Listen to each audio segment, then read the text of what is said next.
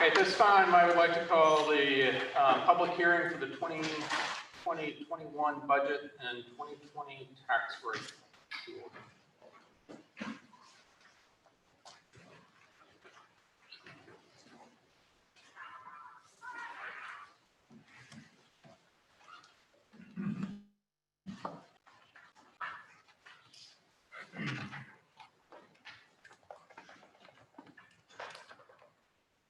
Matthew, are we good?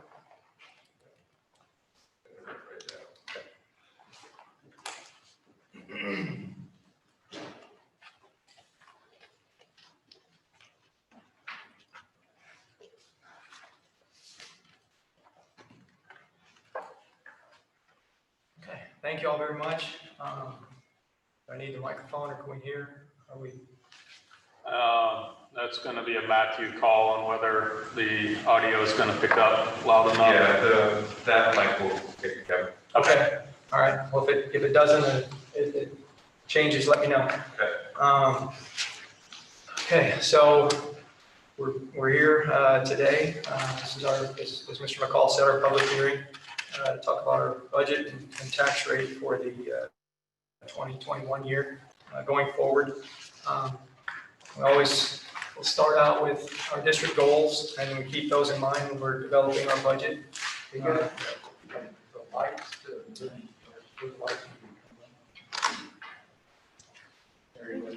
you. And so we always keep those in mind. That's, we try to ask ourselves when we're talking about expenditures and different things that we might do, how do those affect and fit into our goals in developing our budget. Proposed budget summary for this year, for the next year, the 2021 year. We're looking at general fund revenue of $154,469,500. Expenditures of about $157,138,822 for a net budget deficit starting the year at $2,669,322, and that's in the general fund. The debt service fund, $25,206,627 in revenue, and the same in expenditures. That will be a break-even fund. And food service, as we go forward with that, she has generally been able to set a balanced budget for the year. This year going forward, starting school with not all of the kids in class and some doing the curbside, her revenue would be projected to be down a little bit depending on how that goes to start the year. And expenditures are down from last year as well. We'll see that a little later on in a budget amendment we have compared from year to year. But we'll be monitoring those expenses and see how the year goes, and with COVID and everything else, if we do not get students back or the meals are still less, we'll be watching those expenditures very closely and looking for some way to offset those with perhaps some relief grants or things. The food service, we haven't seen any of those. We've seen some for the general fund and some other grant areas. So that would make our total revenue $186,966,000, and our expenditures $190,900,949, and the total deficit budget of $3,934,822. Looking at our general fund revenue estimated for the coming year, we built in for assumptions no change in enrollment. Property value growth was strong again this year, 6.6%, and the tax rate that we would be requesting tonight to support the budget be 0.9525 per $100 of value. Using those numbers, property tax revenue would be about $87,400,000. State revenue comes in at $57,262,800. TRS on behalf, which is in and out, that's the state's portion of our TRS for our employees and things. It's $6,418,000. Federal monies, which mostly is our SHARs and our indirect cost reimbursement, $1,510,000, and then other miscellaneous, which would be investment earnings and other areas like that, tuition and different things for programs. 1,878,000 makes up our total estimated revenue. 154,469, 500. Moving forward, just to talk a little bit about the items that are in the general fund expenditures and what's included. There's some additional staffing this year to support the special education and bilingual and elementary needs, which were shown to be needs going forward. Also additions to support the connectivity and online learning, which we know we've been transitioning into that. So that's going to take some extra funding. There's built-in salary and general rate increases, which we'll talk about a little later for our employees. Increase in the district share of employee health insurance premiums. That's something that we'll talk about. We won't set the employee part, but for the district share, we're asking for an increase of $15 per month per employee for the district share to help offset some of the costs and not having to increase the premiums for the employees by so much. There's also an increase in premiums for property and casualty insurance, just general inflation. And then there's a couple of items. There's a 5% reduction we asked from all campuses and departments in their budgets, the non-personnel areas. And then reduction in positions through resignation, retirement, and that was just some positions that we just didn't feel necessary and didn't refill at this time.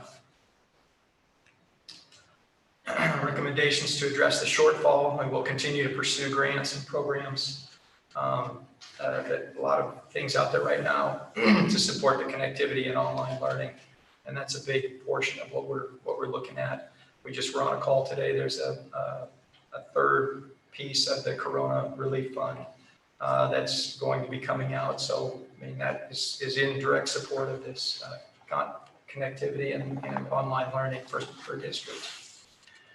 Seek to maximize the reimbursements from COVID-related expenditures, which there's some of those. I believe we have about $1.1 million in application that we're applying for. Will be going out probably by the end of the week. And we'll continue to monitor expenses where we can. As I said, food service will be one of those areas we'll monitor how that program goes through the year. And we'll seek out additional efficiencies and maximize our general operating revenue.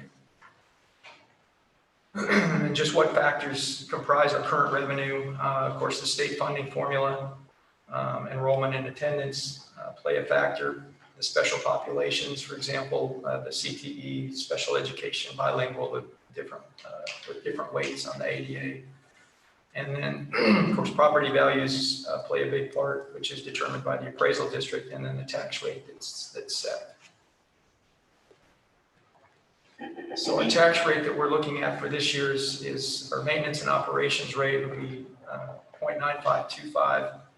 And how that was derived this year, that it was a new format under TEA with the guidance set by the legislature in the last session. And so there's a process where we submit our certified values from prior year and our certified values for current year. They put that into the mix and look at all states all districts across the state. And there's a floor and a ceiling that they want all the districts' maintenance and operations rates to come in between that. And so then they produce your tier 1 rate, and then we add our golden pennies to it. So that's a long explanation, but the process is different this year, and it's set by TEA. And then so we came in at the 0.9525 for M&O. Our INS, or our debt rate, is 0.28, would be the same as last year going forward. So our proposed total tax rate would be 1.2325 per $100 of valuation. And I just added this slide in just to see, we've got a lot of questions about our tax rate and what has gone on or what's happened over prior years. And this just shows in the last, since 16, 17, or the last 4 years, our tax rate in total has gone down 11.75 cents. Now, a lot of that has been mandated, by legislature and in the process, changing the balance between how much is funded at the local level. how much is funded from the state level. And of course, House Bill 3 was and Senate Bill 2 in the last legislation was a big part of that. And so that's reversed a trend that was going the other way for about a decade, where the budget was being put more on the local dollars for school districts and less on the state. Our debt service requirements, approved principal and interest payments for next year are $25,213,663. Fees $7,500 for total payments of $25,221,163. State revenue helps out on that particular part, roughly estimated to be $175,000. So our property tax requirement would be $25,046,163. A summary of our recommendations for the budget and our tax rate would be to adopt the food service budget as it was stated, adopt the general fund budget at a tax rate of 0.9525 for revenue, and adopt the debt rate of 28 cents or 0.28. And that shows from last year, the 2019-20 tax rate, total being 127, and the 2021 recommended tax rate being 1.2325.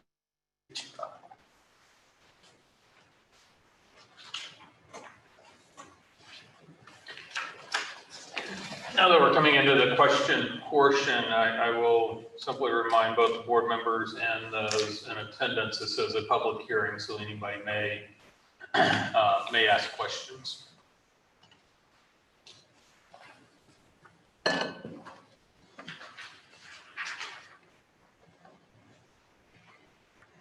Well, I'm gonna have a couple, but I figured I'd just save it for the meeting.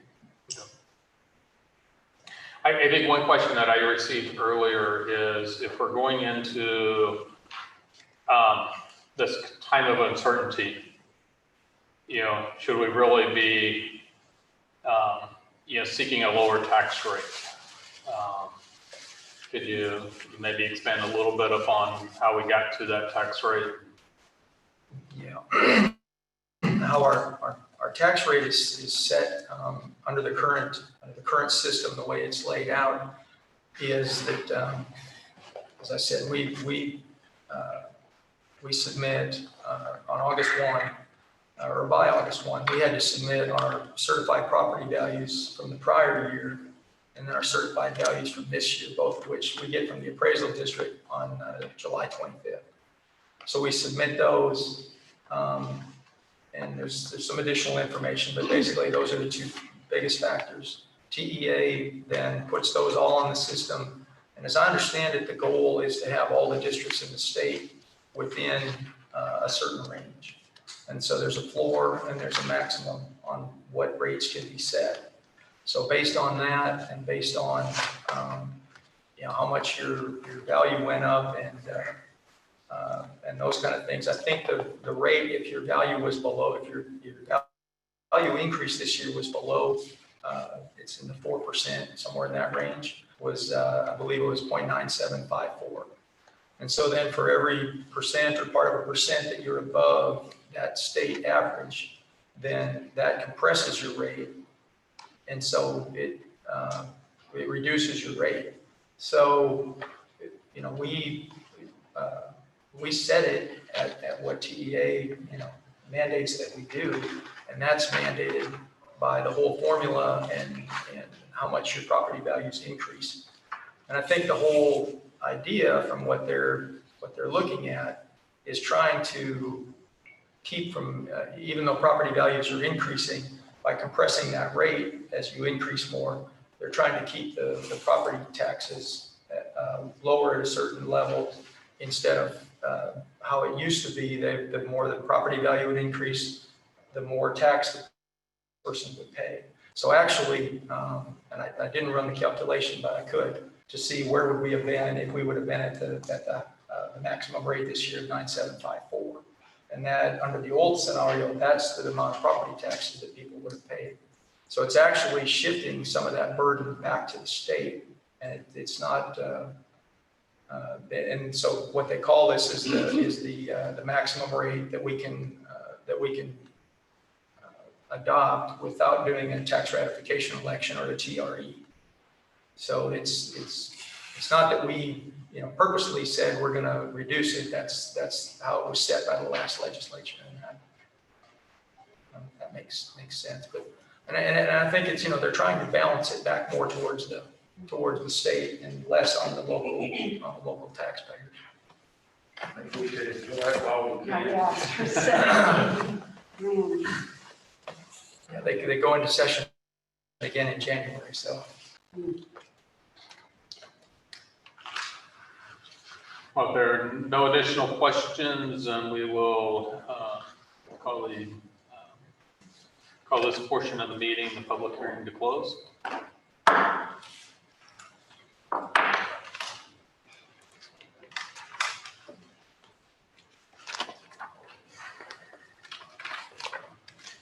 And with that, I call the meeting of the Bryan Independent School District to order. Let the record show that a quorum of board members is present and that this meeting has been duly called and that notice this meeting has been posted in accordance with the Texas Open Meeting Act, Texas Government Code, Chapter 551. I wish to extend a warm welcome to everyone present. Citizens may make comments about topics relevant to district business. Topics should be limited to 3 minutes. Comments concerning specific students or personnel will be heard in closed session. I ask that you please turn off the sound on all electronic devices and please stand for the pledge.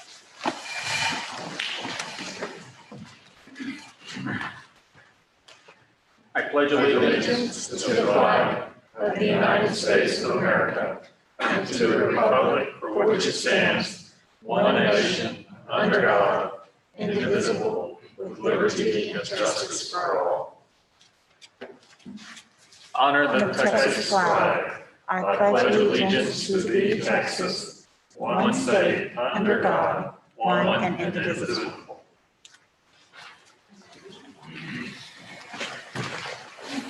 I would like to just continue as part of the welcome, stating that there are those that are present here in the room with us, those that are joining via YouTube, as well as an overflow room that is here in the building. So welcome to all that are joining us. And at this time, we will go into citizens' comments. We have one citizen comment. Dr. It's Lenny's. Okay.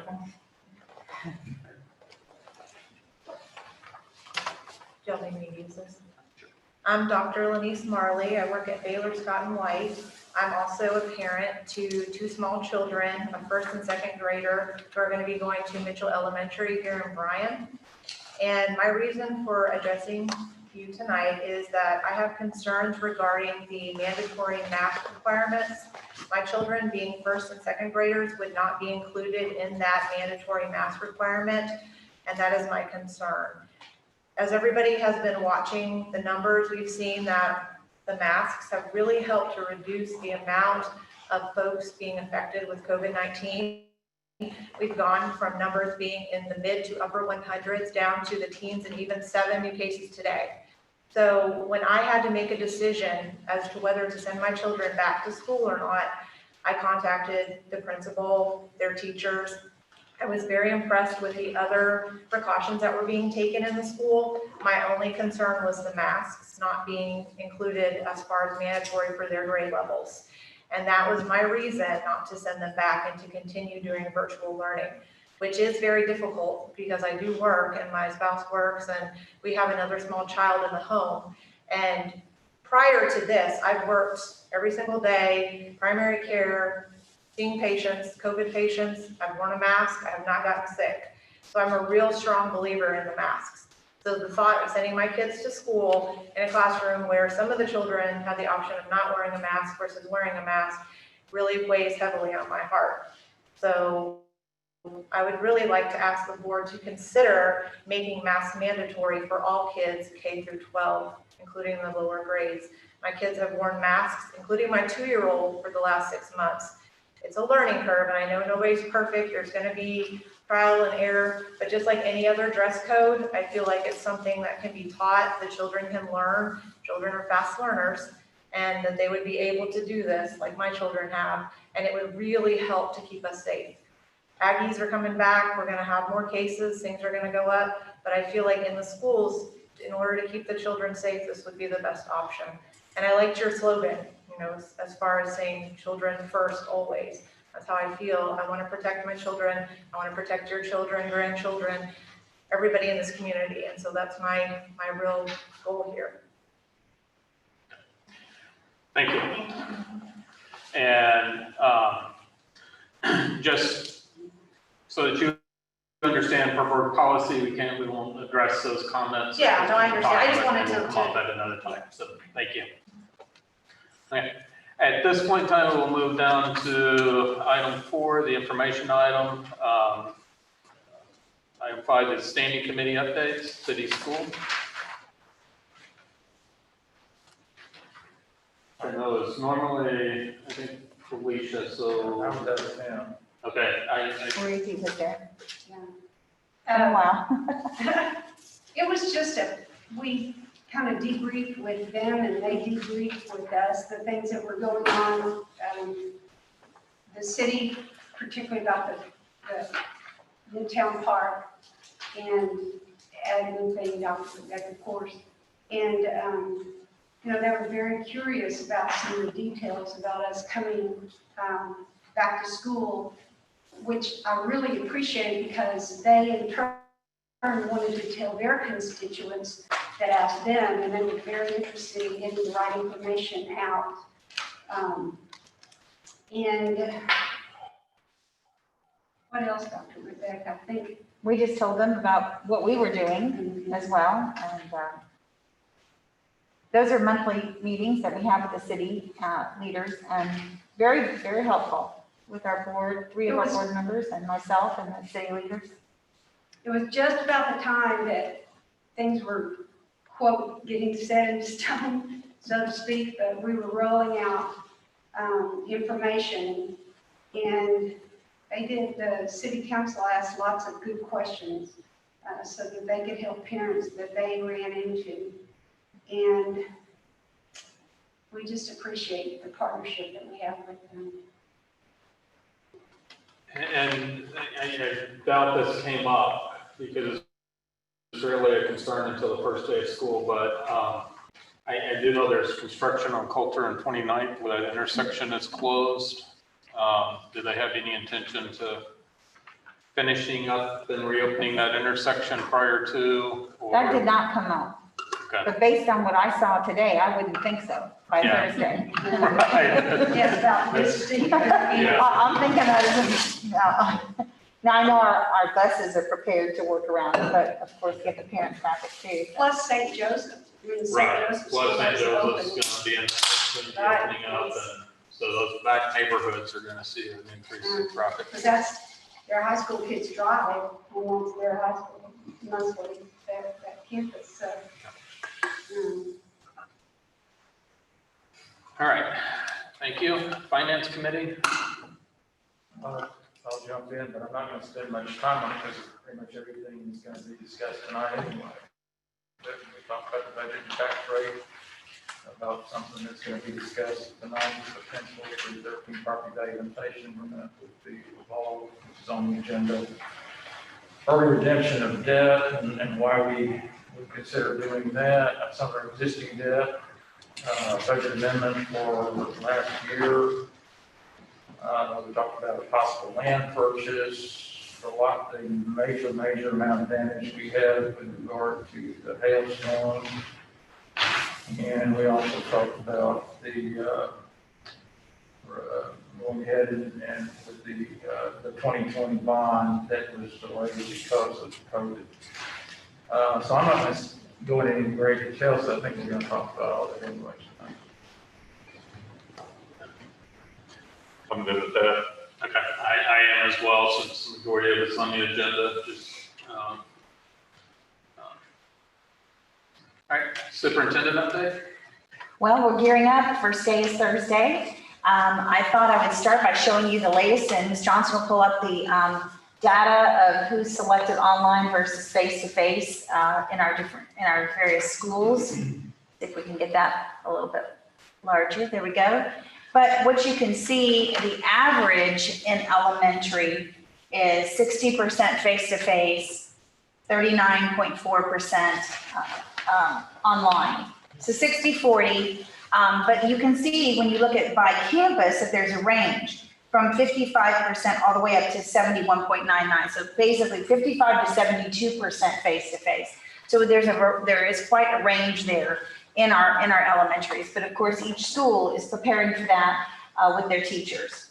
When you look at intermediate, it's not that different, but at 56 to 43, preferring face-to-face. And then when you get to middle school, closer to a split, 51-46. And then when you get to high school, you've got 51.8% of the kids at the campus and 33 online, and that's because 15% are choosing to come in just for that specialized class, that football period, the band, the cheerleading period, or maybe a CTE specialized class like welding.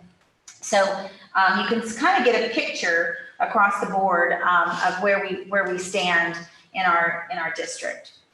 So I thought I'd give you that. That's as of, I believe, today, Ms. Johnson. So that's as of this morning. And our principals have this, and of course they have names. They can see by child and by grade level.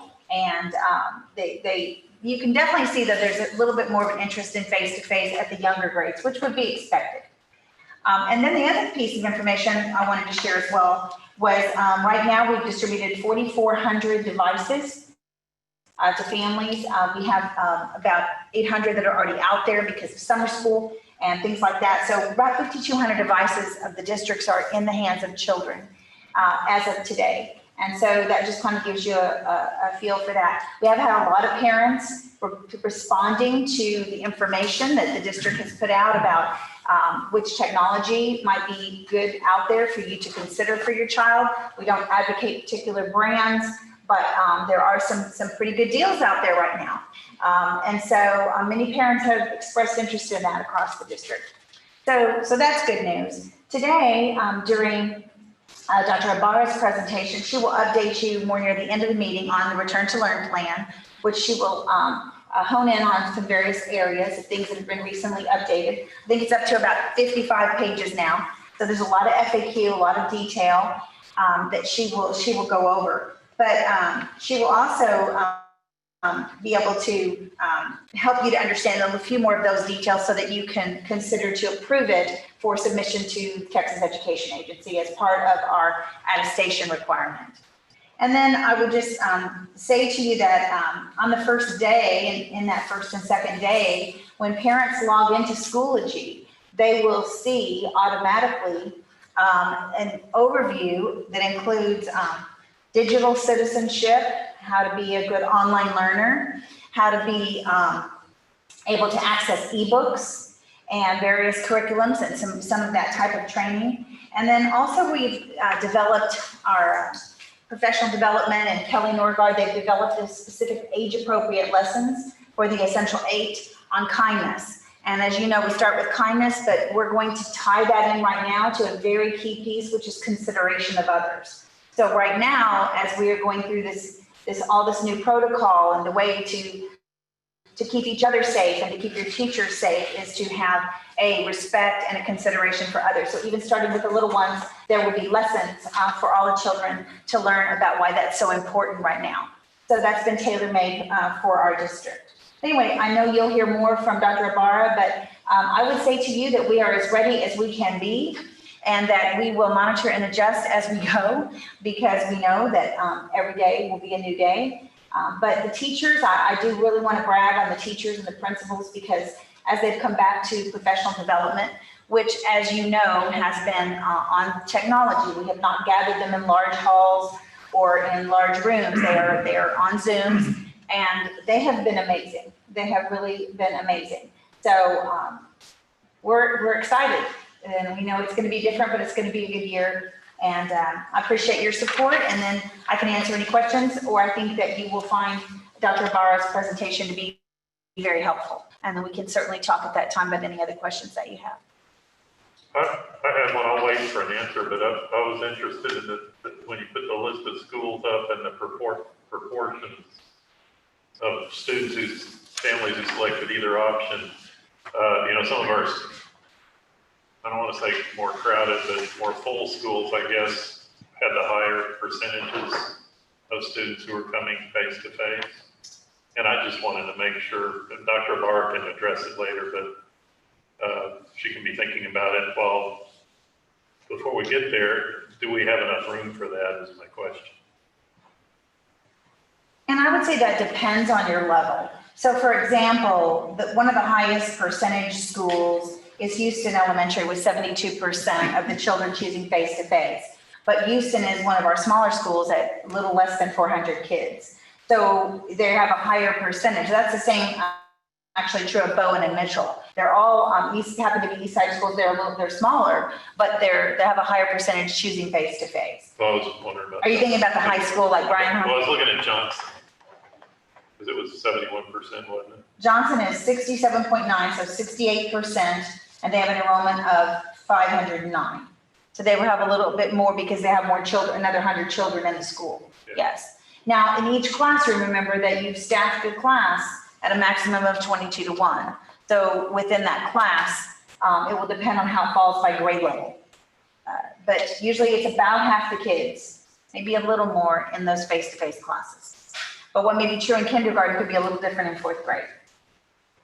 So.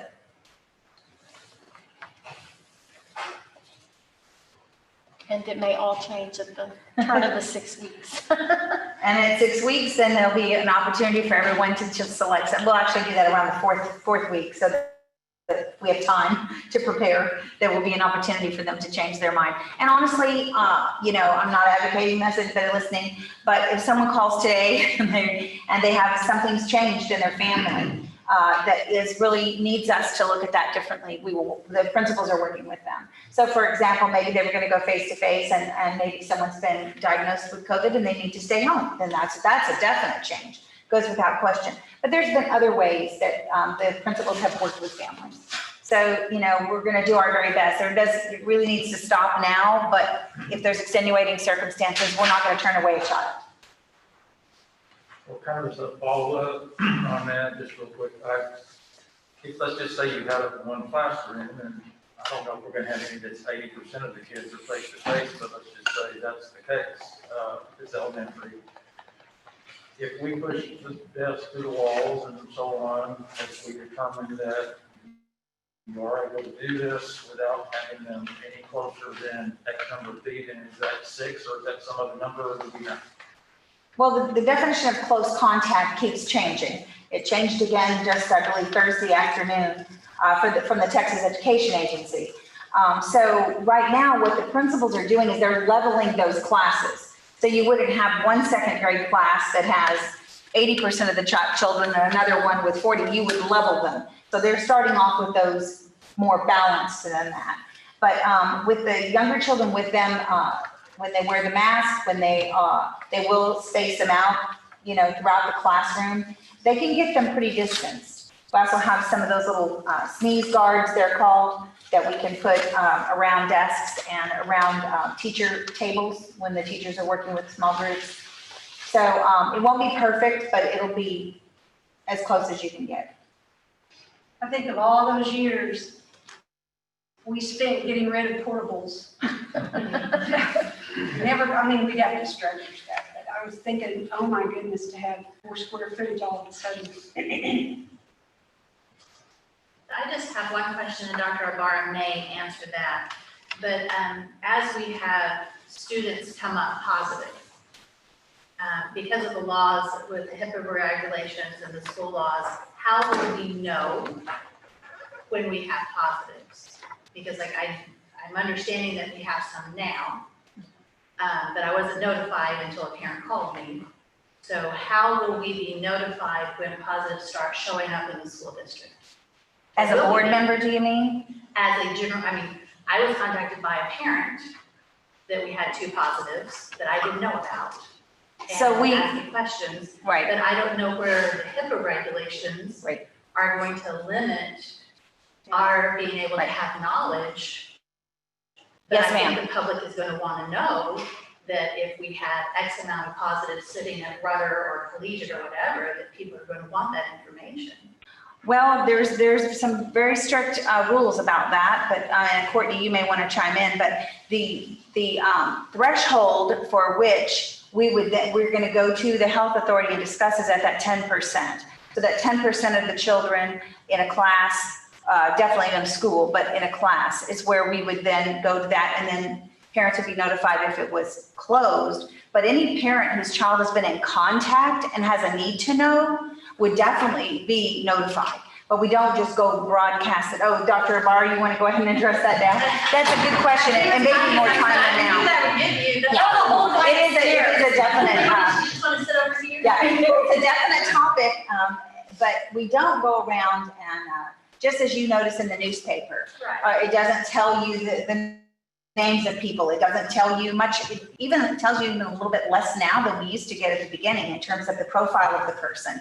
So do you want to share what your part of your story later? I could catch my breath. I ran down the stairs.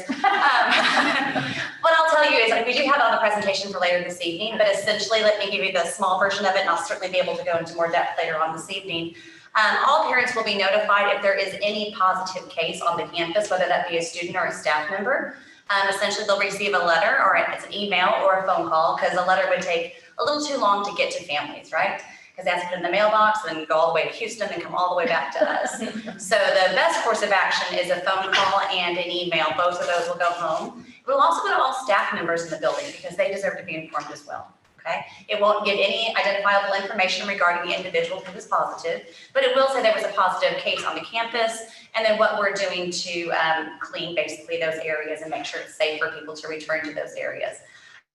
Simultaneously with that, the campus administration will work with risk management and the public health department to begin contact tracing to make sure we know those students who were, or staff members who were in close contact with the individual who was positive. And as Dr. Woodbeck mentioned earlier, the definition of close contact per TEA has changed in the last several weeks or 2 weeks, and then even some clarifying statements coming out last week. And so that's all actually in the Return to Learn plan, and I have that this evening for you as well. But if we find those people who were in close contact with a positive individual, they will be notified additionally that they were in close contact with an individual who is known to have been lab confirmed positive, and we recommend and require them to quarantine for the required amount of days, and we'll go through that with them, and they can't return to campus until that's done, along with some other markers that we're going to go over this evening. So there'll be 2 different methods of notification. So first, everybody in the school gets the email and the phone call that there was a positive case on the campus. And for those that who are going to be required to quarantine and self-isolate, they'll also get a phone call, an email, and a written letter with that stipulation with a return to school date should they be symptom-free and negative for COVID. So that'll all be tonight. I have a question to kind of clarify. School hadn't started yet. So you said you were notified by a parent that kids, there is positive cases. Is this a group that's already working out or doing We have several groups doing We have so. several groups doing several Right, things. and And what I we've was had all gonna, summer. We've had the right, groups and all what I was summer. gonna have is this isn't new, it's been going on all summer. I've been getting notifications religiously from tennis Right. coaches Yeah. that, you know, this group, the way that, I can only attest to the tennis coaches, but the way that they've had the groups segregated, separated by courts, they knew exactly who was on what courts and what practice and what rotation. And then as a parent, I would get notified if there was an exposure, if that kid was on the same practice day as my daughter or on a different practice day. And there would be different messages depending on which, I can't say that I don't recall a confirmed case, but even just an exposure. You know, this student reported having an exposure, so, you know, they notified all the parents. So this is something that's going out. From a board member perspective, I don't foresee us getting that information or that detailed, except for on, you know, we could probably investigate on whether it's some type of monthly report at the at the meeting unless there's a certain threshold or something. If it's something that's, and obviously if it hits a certain threshold, then we're going to be involved. And we'll be talking about that this evening as well. Yes, sir. Right, okay, so. One of the things, like you said, a parent contacted you. People are very different with this. There are some people who feel they keep it very close to the vest. It's very personal. It's not something that they want to talk about. Other people go put it on social media. So, and we all, as citizens and people out there, probably can think of examples in all of it. So I think our job, though, is to be on the conservative side of that, because it's not a matter of just telling people who don't have a need to know. But if there's a child that's affected, or a teacher or a staff member, there's a need to know. And so that's how we'll go with it. But I'm amazed at the spectrum of the way in which people handle it.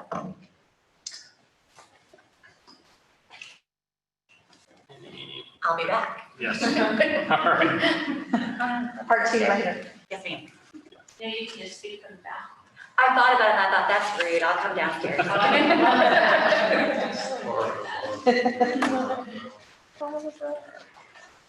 I don't want to cut you off. Is there anything additional to the superintendent's update? No, I think Okay. that's enough, because Dr. Ibarra will cover a lot of what I would share.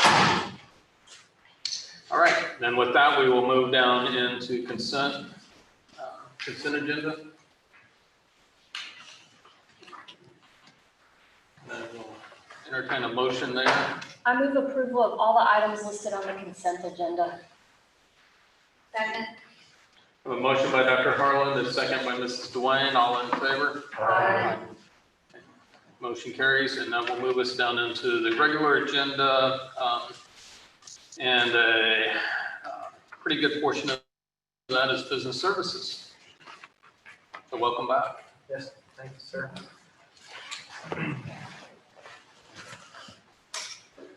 So first item on our agenda tonight is to talk about the budget and hopefully present where we are, which we've talked about a little bit in the public hearing, but we want to go into a little more depth about what's actually included and was included in our budget numbers that we had.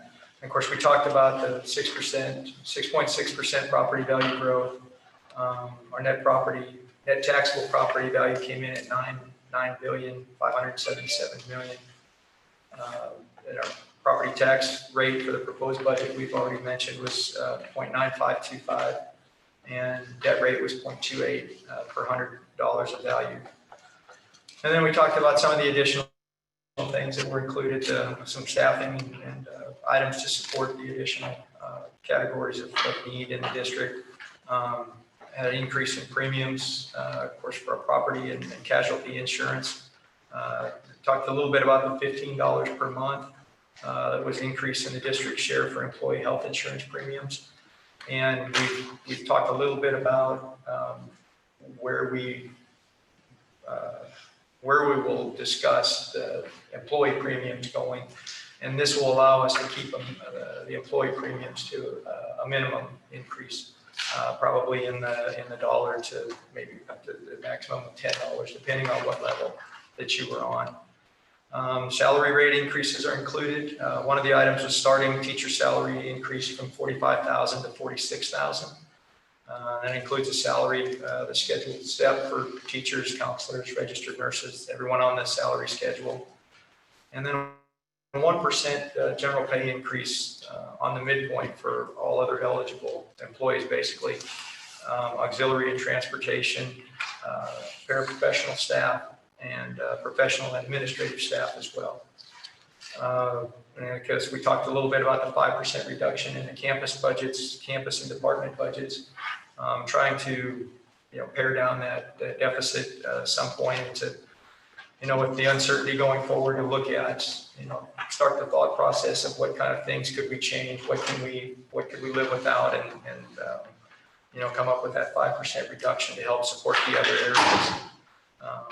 And so that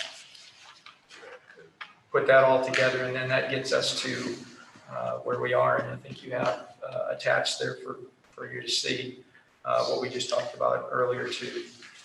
The general fund budget would be adopting negative $2,669,000. Debt service would be a balanced budget, and then the food service budget would be a negative $1,265,500. And I would mention on the food service budget, I know we've talked about our general fund balance quite a bit. And actually you have that in your budget book that you were passed out, is healthy, and we like to maintain that, but just to know that we can support that deficit. Food service also has a very healthy fund balance. Her fund balance at the end of last year was just a little over 3.5 million. So to adopt the budget, and she did use some of that this year, but it does have a sufficient fund balance to carry that to start the year.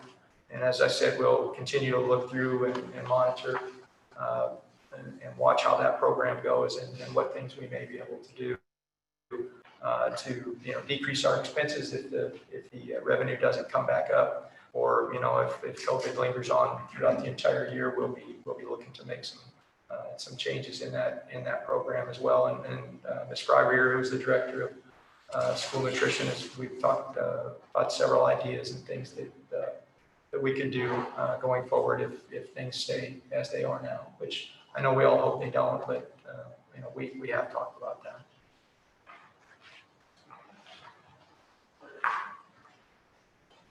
Well, the food service, was hit so hard by losing the a la carte line and all of the choice items that kids purchase above and beyond the lunch, as well as the adult meals that are not subsidized. And so, that you can easily, track exactly why the close down from spring break on just really hurt. And she has always had such a healthy fund balance. She actually used her money since in the years I've been here. She bought all new cafeteria tables at Jane Long and Rayburn and, several places in the district. She's used her money wisely, but just less revenue. Yeah, and actually, Texas Department of Agriculture, who oversees that program, one of the write-ups is one of the few that she gets every year is because she has excess fund balance. So, I told her we probably won't have to worry about that for this year. So if there's a silver lining, that's the good news for that. And then she received a letter. We received one, I guess, last week that our food service department will be audited. So on top of everything else, we get to have a lovely audit in the middle of the year, which it's as clean as it could be, but it's just that, it's a lot of extra work on the director. Well, I think you sound like you reached a stopping point. I think you pretty much addressed what I think, if I was an outsider looking in and I really hadn't seen one of these budgets before, I'd be thinking, what are they doing? Nearly $4 million deficit. But we're not like a typical business, and well, thank God we're not like the federal government too, or we'd have $1 trillion deficit. But I think that we are different in that two things. You have to make a lot of assumptions, and historically, a lot of those assumptions, because you have to be conservative with them, they end up a little more favorable than what it might have been. And I don't know if that's true anymore under our current environment, but that certainly was true in the past, because we make assumptions about ADA, we make assumptions about tax rate, we make assumptions about all sorts of things. And then sometimes it would end up more favorable than we thought. And the number of teachers that would retire that had a higher salary rate. So all those things factored in. So I guess that's kind of a comment and a question. You've already pretty much answered it, that you're pretty comfortable with opposing the $3.9 million deficit because again, the fund balance probably the biggest issue, and then we're going to continue to look for ways to narrow that or reduce that deficit. Is that all pretty accurate? Yeah, except the part about being comfortable. I don't know that I would go that far, and Dr. Whitbeck can attest to that. Sorry, I didn't mean to put that word. Yeah, no, but I understand. But I wouldn't say comfortable, but I would say that I mean, we have sufficient resources and fund balance to support that. And in fact, we have a budget amendment later on, just as an example. Last year, at this time we were sitting here, we adopted a negative $1.7 million deficit. And I think the amendment has us almost at break even coming out to end this year. So, and of course, this year is not a good example because there's so many moving parts, and there's a Corona Relief Fund and different things that are coming back to us at this time of the year and things. But and it's been that way, I think, every year that I've pretty much been here. When we've had to adopt a deficit, we've been able to work through it, and by the end of the year, if not get back to break even, get very close. So. And so I guess I would say that with that part, I'm comfortable with. But there's also the, going forward, the uncertainty of where the economy is going to be and what the legislature is going to be facing when they get in. But we've also had discussions in cabinet and different, what kind of things can we do depending on what the legislature comes up with in the spring. And, so we have had those discussions, and so that would be part of my comfort level, I guess, so to speak, with adopting that particular number. I believe our board policy is to have between 60 and 90 days of operating funds. Do you know about how many days we have? Yes, when we did the analysis at the end of last year, we were at about 81 and a half. So we're in the top third of where we. So it's about the same. Well, because we don't get. Yeah, it'd be pretty close to the same. Of course, yeah, that would be true. One thing I don't know if we mentioned, we've heard talk about the legislature looking at fund balances in school districts as being, so many $1 billion, 14 billion or something is the number. And so, they come back and then they could adjust that number down. You can only have a certain amount or you're penalized or something. There's just a lot of discussion about that. That's a big number that's sitting out there. And do they think about that in terms of absolute dollars, or do they think in terms of days of operating expense like we do? I think they think in terms of days of operating. At least some of them do, because there's determining factors or indicators in our first report that talk about number of days of operating capital that we have. So I think they do. This may be a question related to our current budget, but I know it sets a precedent going forward. So the federal funds that we were given for the COVID relief stuff back in the spring, we were kind of like, yay, that's so helpful. And then we found that the state wasn't going to give us, they were going to offset that. So we got no extra money. Did we actually get extra money, or? Well, there's many, and we'll talk a little bit more about that. I've got the budget amendment as a later item. But yes, essentially that was the ESSER funds. I don't remember I have it in what the acronym stands for, but and that came out from the federal and the state right away, turned around and devised a way that they would, and they made it real complicated because we have to calculate how many ADA we would need to reduce to match that number. And so they're going to actually, coming up here shortly, they'll reduce our ADA by that much, so our state funding by that much, or close to it. So they didn't fix that? No, and so we'll talk about it a little bit in the budget amendment, but what we'll do is we'll recognize that as a reduction in our revenue. And then we'll also turn around and we are allowed to transfer expenditures over to that fund to match that. So it will be a zero net effect on but it doesn't help us because it's like taking from our left pocket and putting in our right pocket. Exactly. Yeah. Well, and I just wondered if moving forward, as these other relief packages potentially come out from the federal government, that sets the precedent for what the state's likely to do on those funds too. It could be, but the Corona Relief Fund is another one that's there. And that one is actually a reimbursement for different things like the connectivity and the online learning that we can use, different payroll costs or compensation to, to bring that in, to get the training up and running and all that for the online learning. And that's the one I think we have, I believe it's about $1,100,000, somewhere in that range. That application will go in. And that's just for a certain segment. I believe it's from early March when that started to about May 20th. And so for that time period, that's the applications that we're putting in now. And that will be a reimbursement for us, and that's included in there. There was a second portion of that, which was the TEA came out with the project connectivity.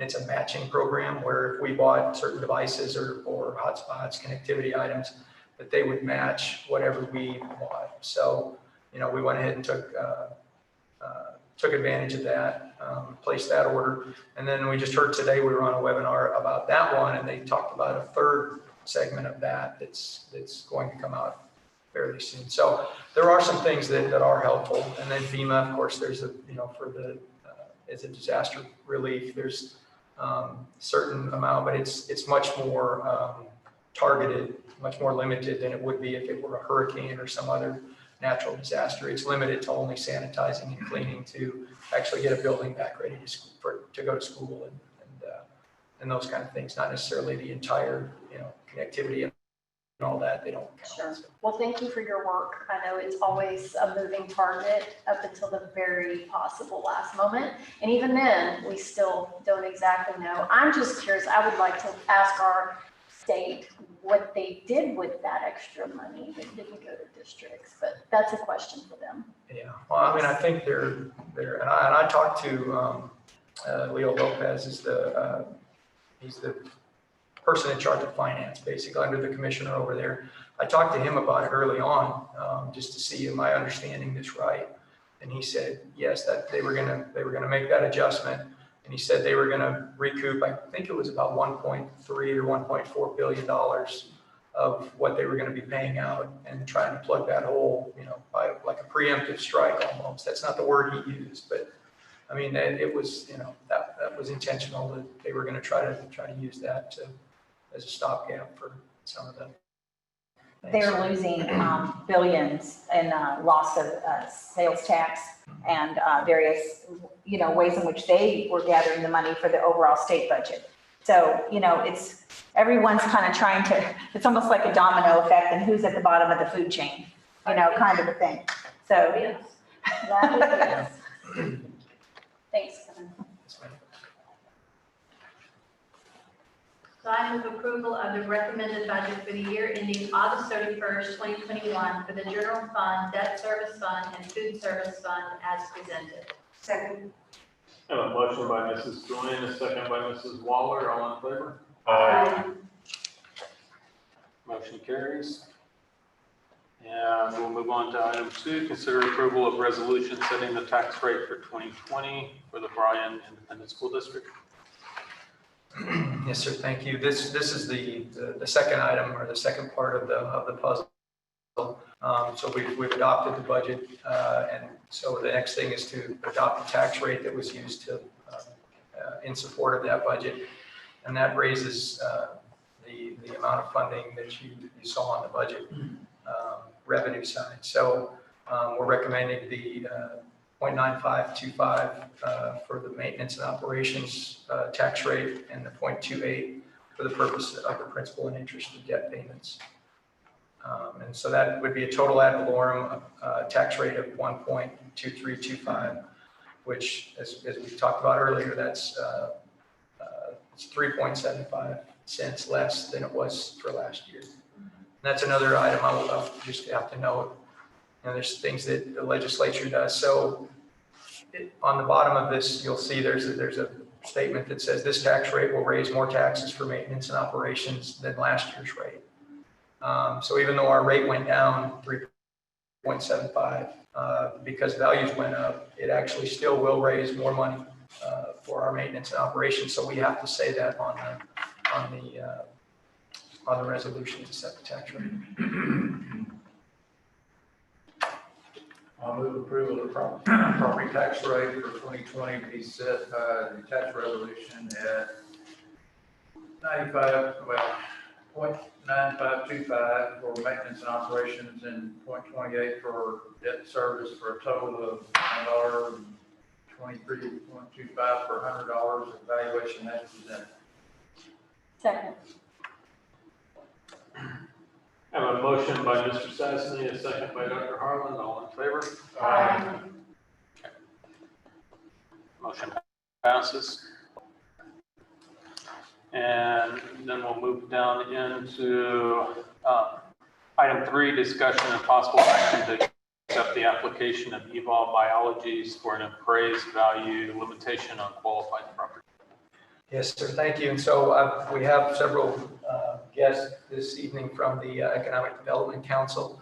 And we would like to invite Mr. Prohaska forward to talk about the kind of an overview from the economic development side of it and look at that. And then I believe the company has a presentation that they will show us later. And then we also have some experts, I guess, can I say experts? Probably not. Molly Hanley from O'Hanlon, Demeritt and Castile, the law firm, and Kathy Mathias from O'Casey, and they will be looking at helping us with this as well. And they probably know, they've probably forgotten more about 313 agreements than I don't know. So, all right, thank you, Matt. Thank you, Kevin. Sir. First of all, I just want to introduce myself. My name is Matt Prohaska, and I'm the president and CEO for the Brazos Valley Economic Development Corporation. I want to start off just by saying thank you to all of you as board members and the administrators and the teachers and the leadership.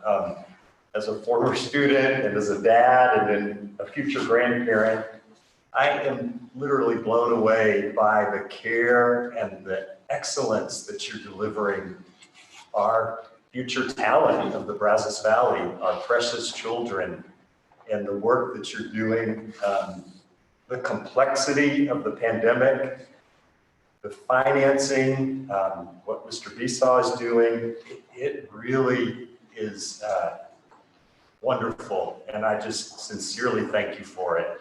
I'm not trying to butter you up. I just am very, very grateful for you all. Tonight we have really a privilege to be here and really a wonderful topic to be able to talk about, and that is talk about Project Apollo Delphi, and we'll explain that a little bit. Mr. Besaw explained that there will be 3 parts to our presentation. First, I will be presenting on behalf of the Economic Development Corporation. These are short components, I promise. The second portion will be the company. The company is actually dialing in with us in Zoom. They're in the waiting room from Canada this evening. They are prohibited from traveling. Otherwise, they desire to be here, but are prohibited from traveling. And then third, we have, as Kevin mentioned, the experts. And so I'll introduce them in just a few minutes. First of all, just want to start off by explaining what we do. In a nutshell, very simply, our organization is a nonprofit that is represented by the 2 cities, by the county, by Texas A&M University, and the private industry within our community. And in just a very simple terms, what we do as a nonprofit is we're involved in supporting job creation for our community. And that is the right kind of jobs, the right salaries, the right kind of technology, jobs of the future that we can be very proud of. And we do that in 3 distinct areas, and they're just basic runways of our work, and that is the launch, grow, and locate. The launch side of the work that we do is the small business, more of like an entrepreneur that might be starting a business for the first time, or a new commercialization that might come out of Texas A&M University, and an invention or a patent needs to be commercialized. The second area is supporting our existing industry and what we call the grow aspect, and that's just very simply helping our existing industry expand the work that they're doing. Like Fujifilm this week will be announcing a $120 million expansion we're very grateful for. And then the third area, and that's the area that we're talking about tonight with this company, with Apollo Delphi, is called locate. And just again, very simply, that basically is us inviting and recruiting companies from all over the world to come and plant here in the Brazos Valley for job creation. And that's also a pretty complex process of working with site selectors and various groups to make those determinations. And so that's the work that we do on your behalf.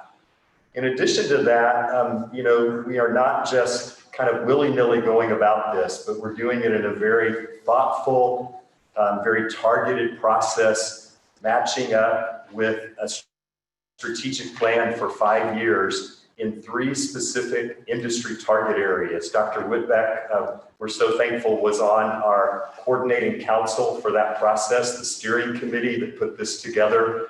There were well over 1,500 residents involved in this process over the last 2 years. And that is the applied research and development area, engineered materials and components, and professional and technical services. This project tonight, Apollo Delphi, falls under that specialization of biotechnology.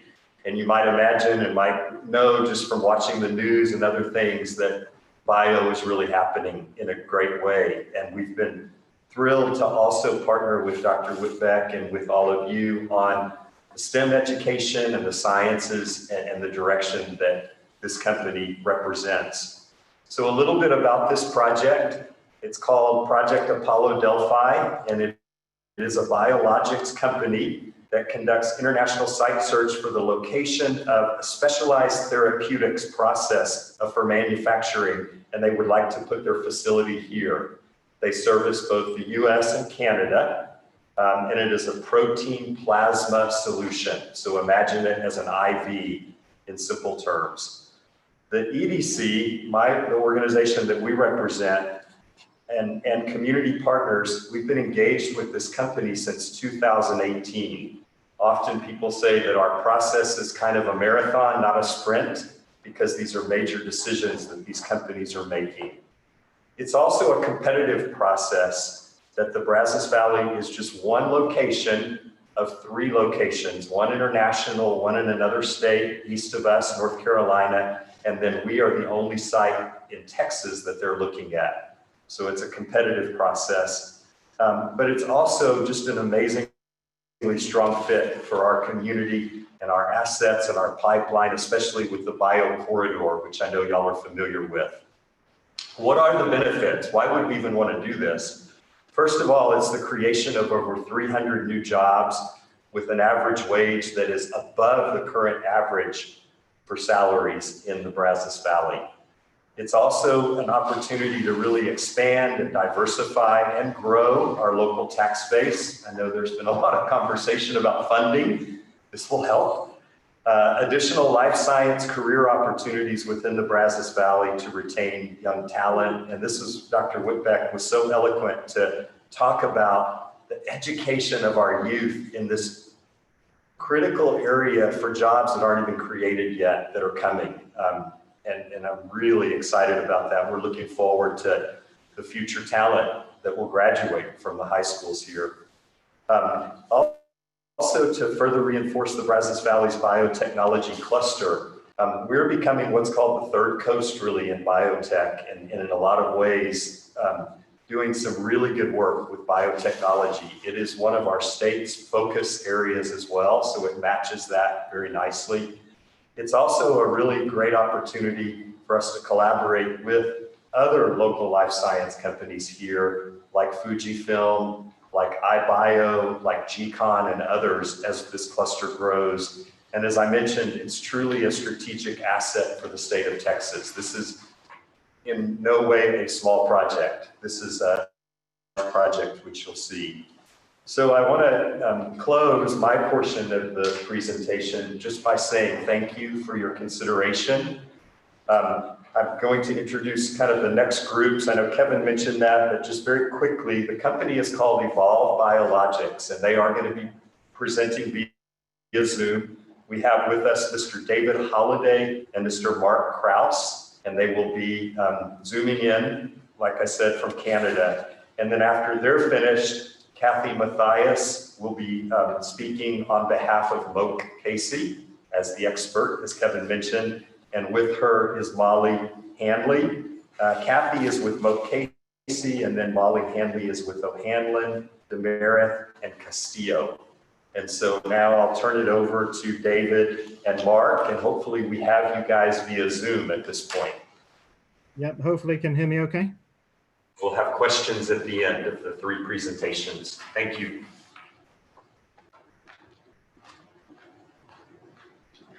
So hopefully you can hear me okay.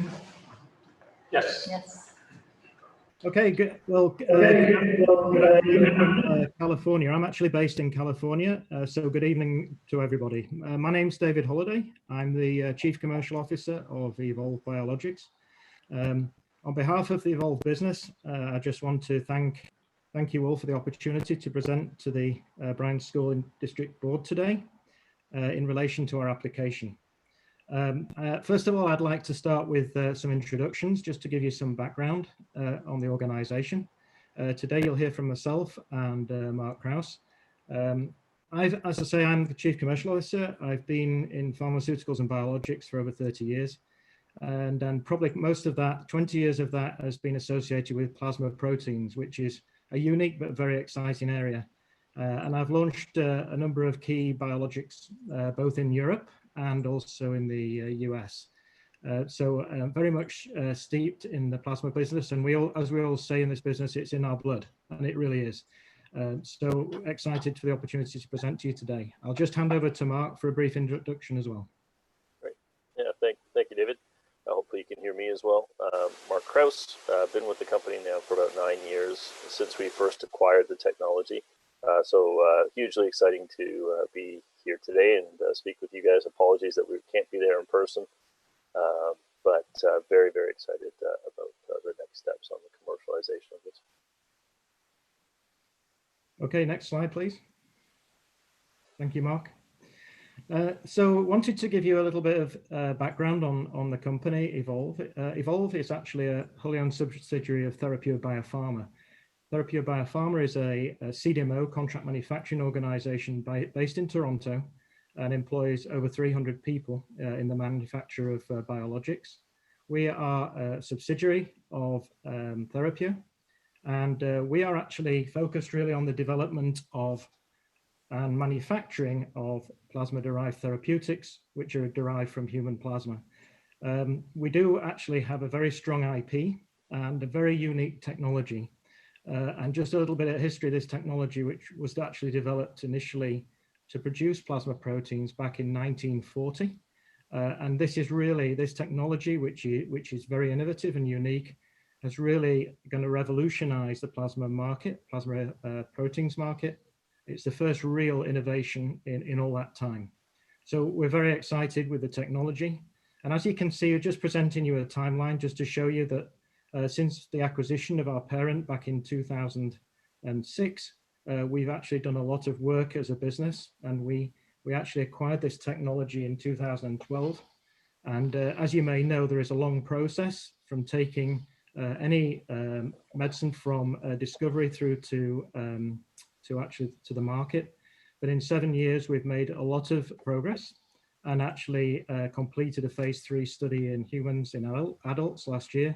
And we're currently putting those results, that data together.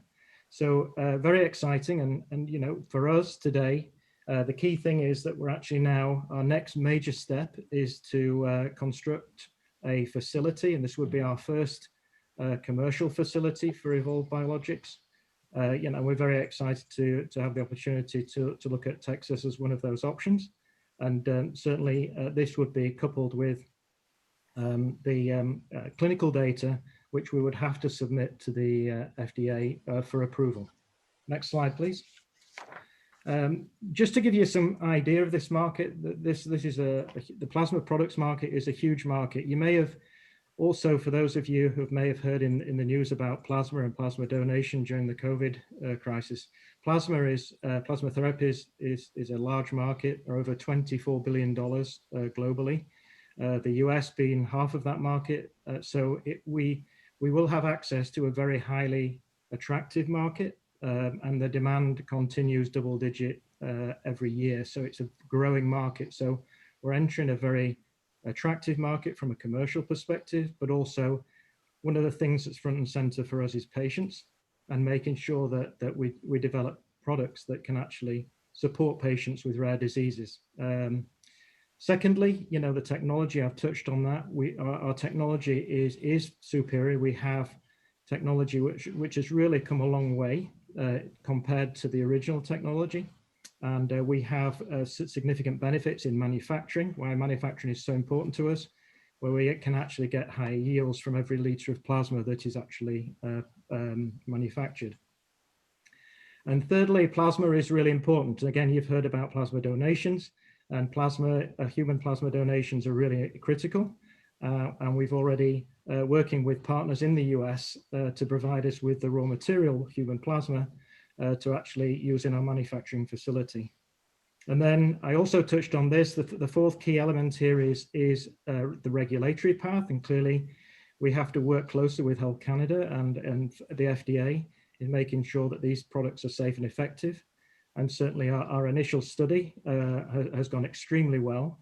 And we're about to finish our study in pediatrics actually this month. So the data is looking very positive so far. Next slide, please. So as I mentioned, one of the things that's really important is having good regulatory and clinical data, having a very state-of-the-art manufacturing facility, and making sure that you have the supply to actually make that facility run smoothly. So we have really focused on all those different elements. And a lot of this is really to try and de-risk the commercial opportunity that we have through making sure that we do have the plasma supply, that we have the technology to actually support that. And we're currently in the process of raising the capital to actually build that facility, and obviously working with developers as well.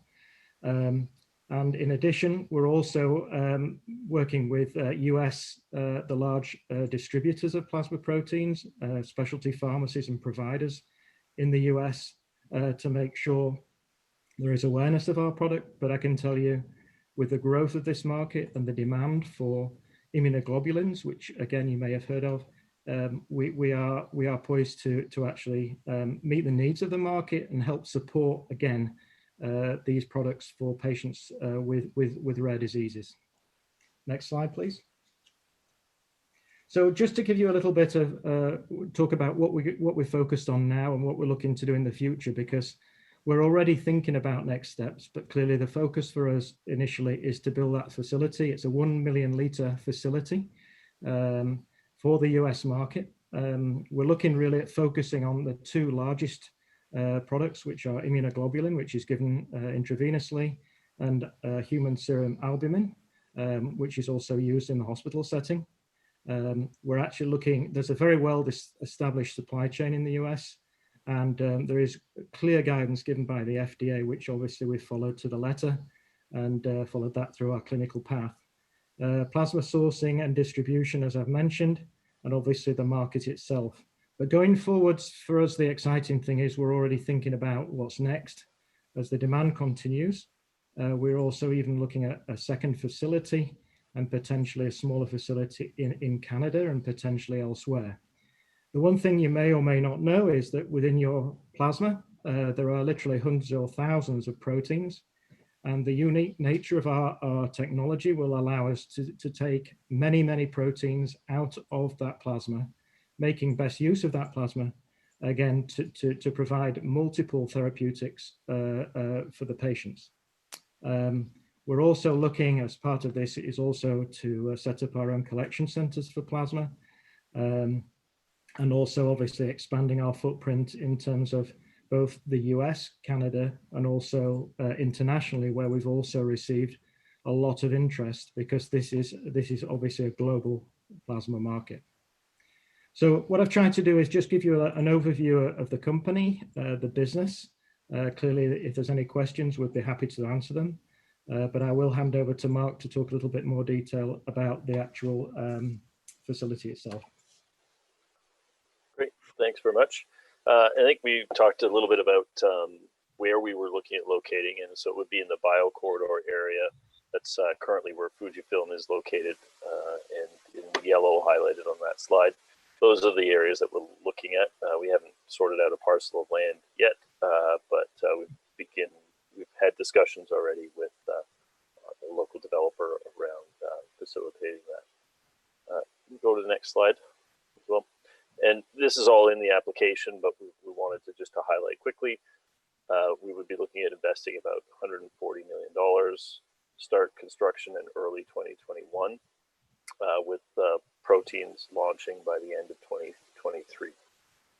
We would be looking at, during the build, creating over 700 FTEs during that period, and then the facility would be staffed by almost 350 people, and that would be in 2026 once we actually have full capacity.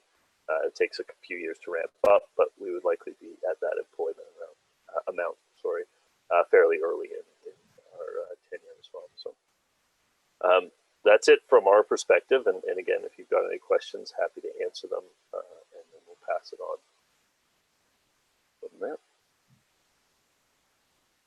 Thank you, Mark.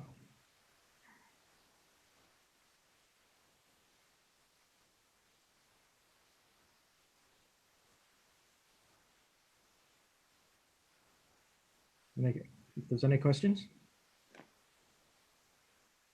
I don't think so from this end, but thank you, gentlemen, for joining us. And I think Moke and Casey were moving up, and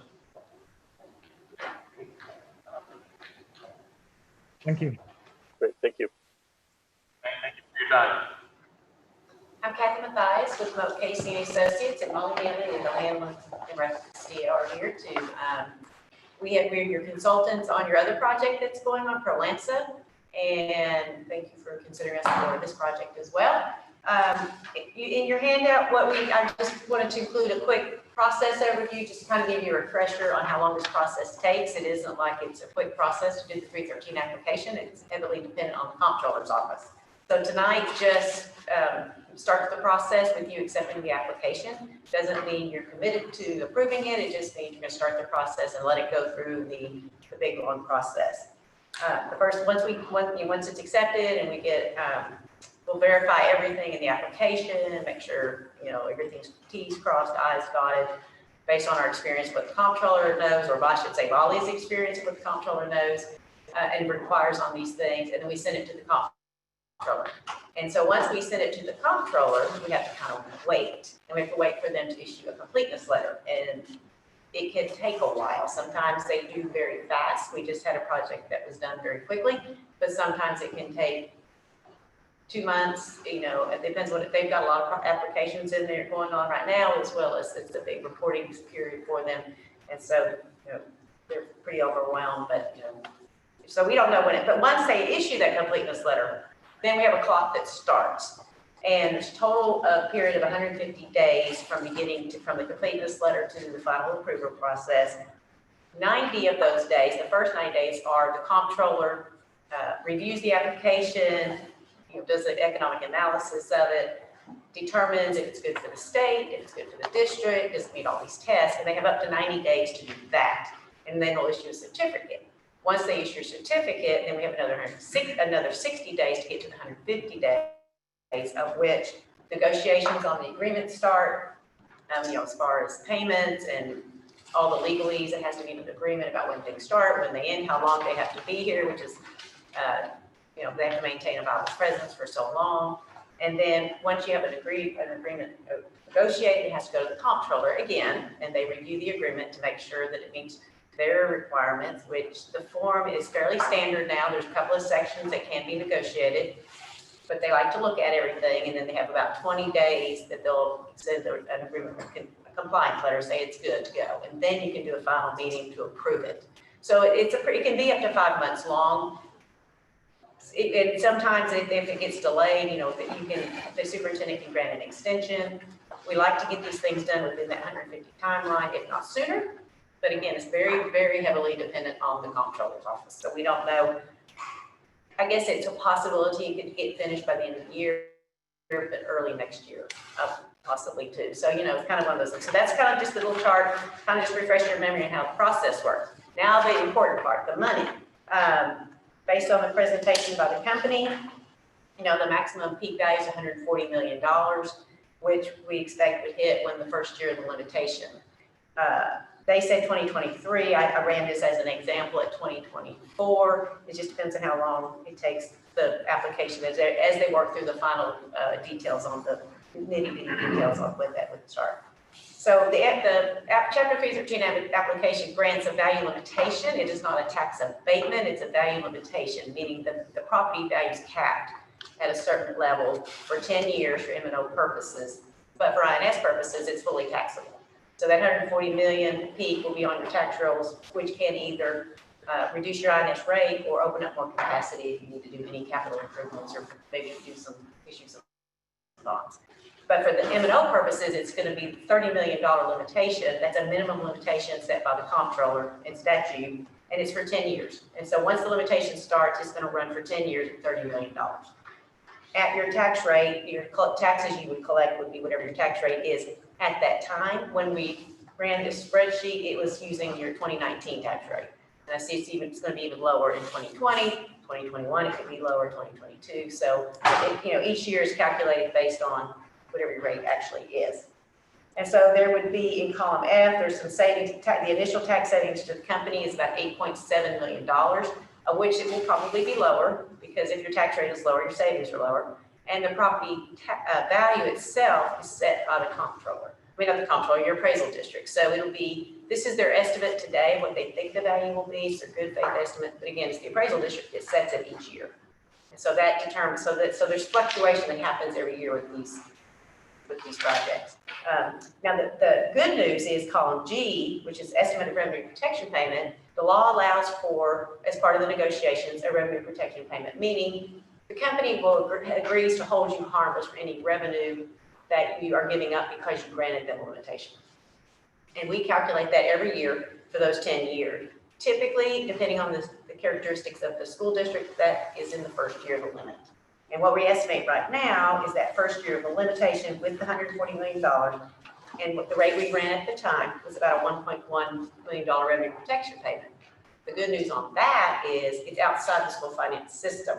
You can put that into your general fund to help make up any deficit, which, as we just learned, will be a very nice boost. Now that's for this year. Now that's this year, but this fund won't flow until after the year of the limit. However, it's expected that if you need it, then you'll have it available. The other thing the law allows is for additional supplemental payments. That is it's not making up the revenue you lost, but it's just like, because you granted the limitation, you're allowed to ask for a little extra money on top of that. They set that to $100 per ADA per year, maximum amount allowed. However, y'all are, decent sized school districts, so that's $23.9 million. That far exceeds the tax savings to the company, which would only be about $7.5 million. So the negotiation is based on typically a percentage of the tax savings. We see a lot of 40%, we've seen 20%, we've seen 50%. We see different variations on that. That's all negotiated during that agreement process. Sometimes it's a set dollar amount per year, so everybody knows what they're paying and you know what you would get every year on that amount. I ran this as an example, just so you can see the option. One of the options could be a 40% share, which would be $3 million. So right now we would say, if this started in 2021, you would get $3 million for supplemental payment, about a 1.1 for revenue protection, you would get about a $4.1 million payment from the company. So that's where the good news comes in for you guys, and the company still saves money. They're still going to save, $4.5 million as we estimate today. So it's kind of good for everybody. That's the point of 313. It's good for companies, it's good for the school district. It brings jobs, which is good for the state. So it's kind of good for everybody. And that's our goal, is to make sure that it benefits you. We make sure your interests are looked after, and the company wants to get, they're going to get. So that's kind of a quick, just kind of discussion of what happens. Win-win.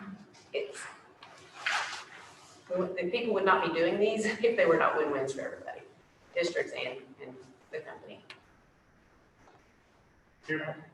You mentioned the $100 per ADA limit. Is that for one company or for all of the? That's the statute that says you can get no more than $100 per ADA per year. It's per agreement. Per Okay, agreement, okay. that was my question. Thank you. Any questions?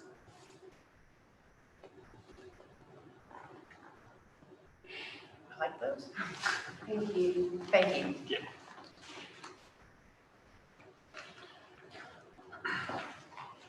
Are you ready for the motion? Are we done with presenters? This is something, are we done? What we talked about in the finance committee, I guess we didn't mention that earlier, but at this point, all we're doing is agreeing to proceed, and we haven't made any financial commitment yet, so I don't know if anybody's mentioned that.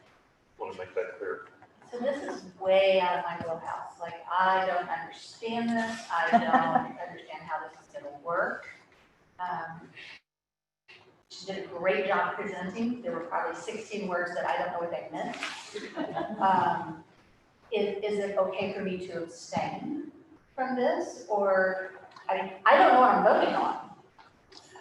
Certainly you can. I mean, that's certainly doable. I but- understand biologics. I can Yeah, use that comparison but at statistics. I know that. the same time, as Dr. Warnerberger has mentioned, this has gone through the finance committee with the recommendation, as well as we're not allocating any funds. We're doing nothing other than submitting an application.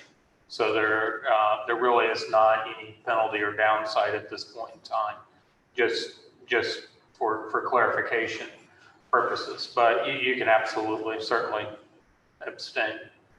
Just a quick, I forgot to tell you that one of the things is it doesn't cost you anything to do this. Right. Our expenses are completely covered by an application fee for our two firms, and then any maintenance calculations going forward, are also covered by the company. So it doesn't cost you anything to do this. If you vote to accept it tonight, it just gets you through the process with the comptroller's office. Okay. And I understand where I understand where you are, because I know the first one that we went through on this, I had to be walked through. This is my second one. Right, so a lot of us have gone through this once, rodeo before. That's all I'm doing? Well, it doesn't say that. Well, I just tried to say. I move to accept the application of Evolve Biologics, Inc.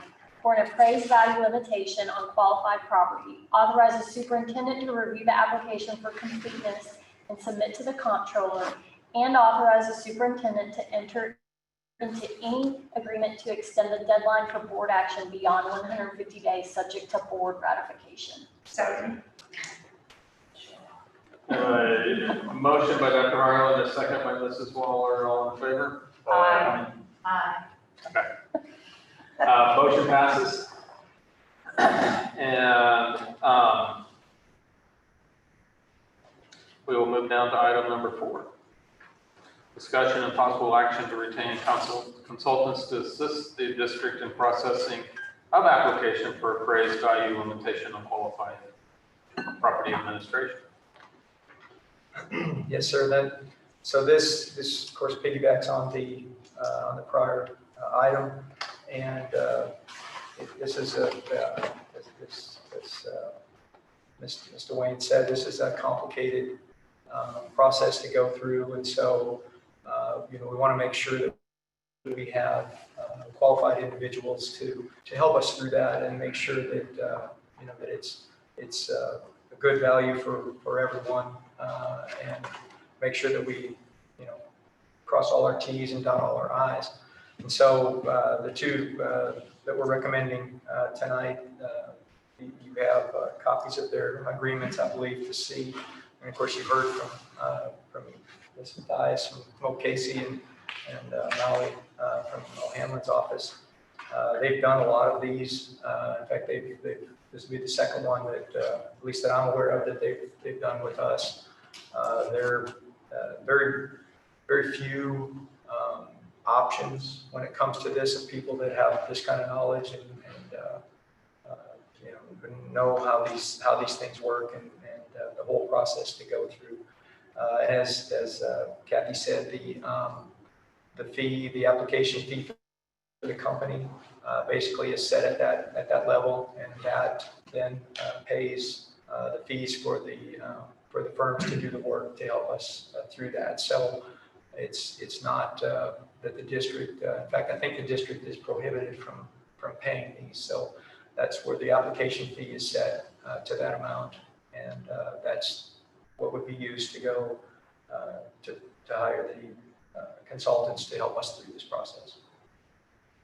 To maybe, I don't think this will clear things up much, but maybe to shed some light on this. My recollection about all this is once upon a time we had a lot of freedom to pretty much do this on our own, and there was no harm because you let somebody in, well, okay, you didn't get to tax them or as much, but over time, then you would. So, but as school finance got more and more complicated and we were very limited on what we could do, then this is where all this got so complicated, because if we didn't have this sort of agreement, then I'm pretty sure we get in trouble with the state if we tried to say, oh, well, we're not going to tax you. That's a very simplistic way to state it, but I think there's some truth to that. Is that correct? I don't. There were also some districts that abused the relationship. Correct, and the legislature said, Yeah, so in 2001 is where basically the big shift came from, where school districts had the autonomy to do what you wanted. You were in control of your tax base. And then the state said, no, we're not going to let you give your money away because the state funding is statewide. And every dollar you make goes into funding the whole system, not just funding yourself anymore. So that's where 313 came up. And then in 2013 or 12 is when, or excuse me, more like 2010, where the schools who abused the system, the state stepped in and again and said, some people are getting too rich. So we're going to put the limits on to what the schools can actually negotiate. So there were two real changes. One, to take authority away from you, and then a second one to even trim down what you can negotiate a second time between those two statutes. But yes, you're both correct.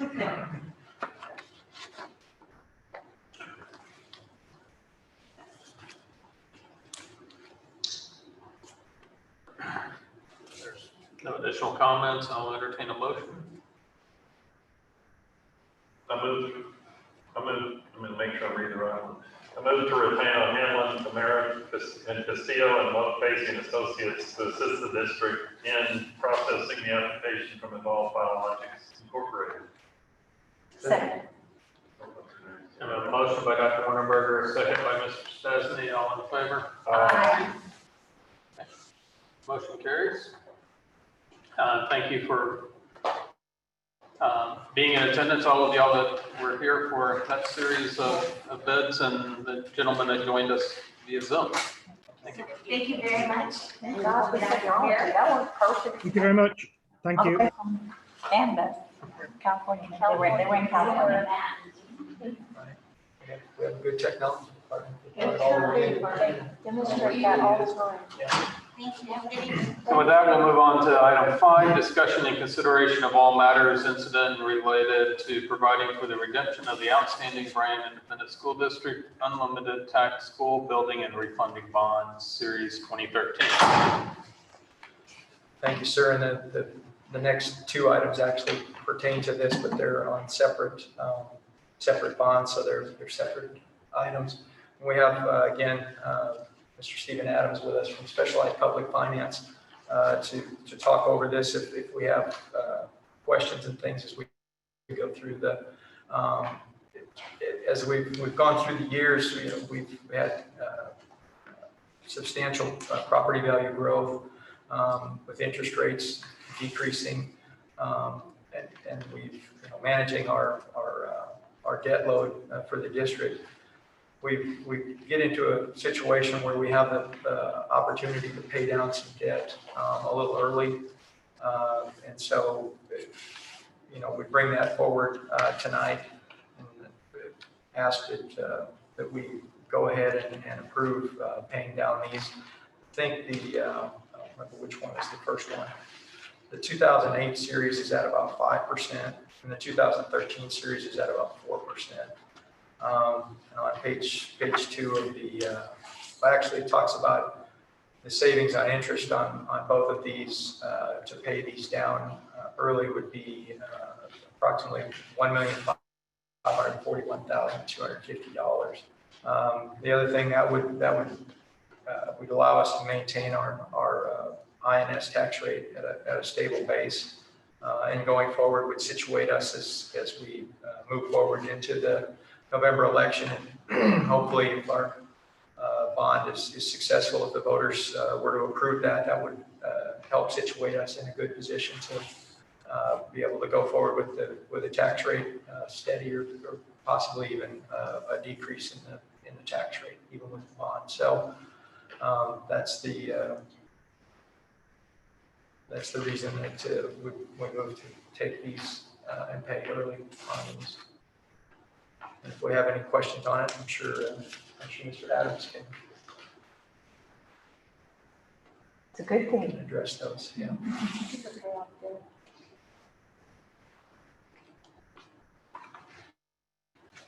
I move to adopt a resolution providing for the defeasance and redemption of portion of the outstanding Bryan Independent School District Unlimited Tax School Building and Refunding Bond Series 2013, approving and authorizing the execution of an escrow agreement for the deposit of funds in an amount sufficient to decrease such bonds and resolving other matters incident and related thereto.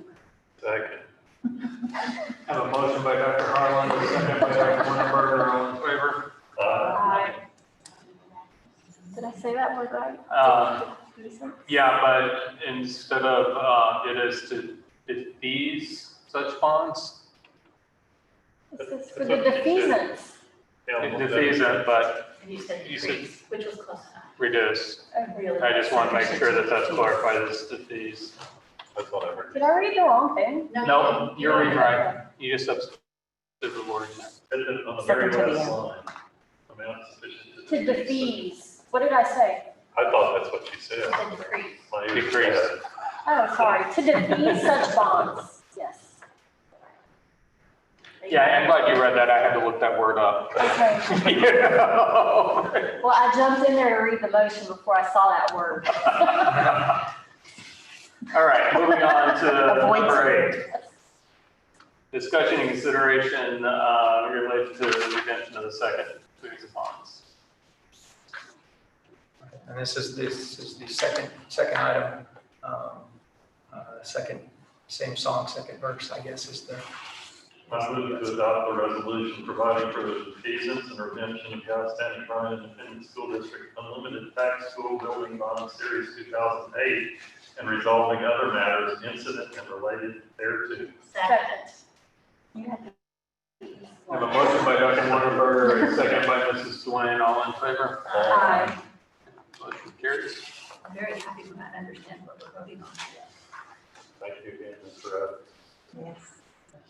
Oh, good to see you. My only comment is, I did not write those.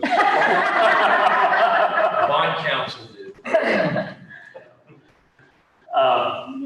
All right, and that will move us down to item 7, consider approval of a resolution for the commitment of fund balance for the year ending August 31st, 2020. Thank you.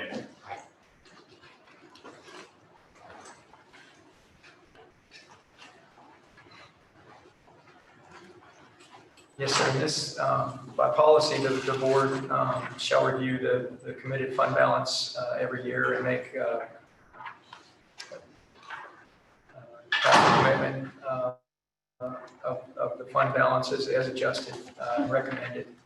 There is I think you have attached a schedule. There's a few categories here that we usually talk about having fund balance committed for. Actually came in handy this year. The first item was technology. We actually used part of that to, actually we used all of what we had set aside to purchase connectivity devices so that we could go to an online format in the spring. And so that was exactly what the items are intended for. So what we did with this is, of course, we put in its usage, and then we're adding it back so that we will maintain that $1 million going forward for next year. The insurance deductibles is another area. Actually are increasing that due to the change in our insurance. And we increased that so that the deductible would be covered if we had a similar hailstorm or something of that event that we had in May. We had something similar to that again.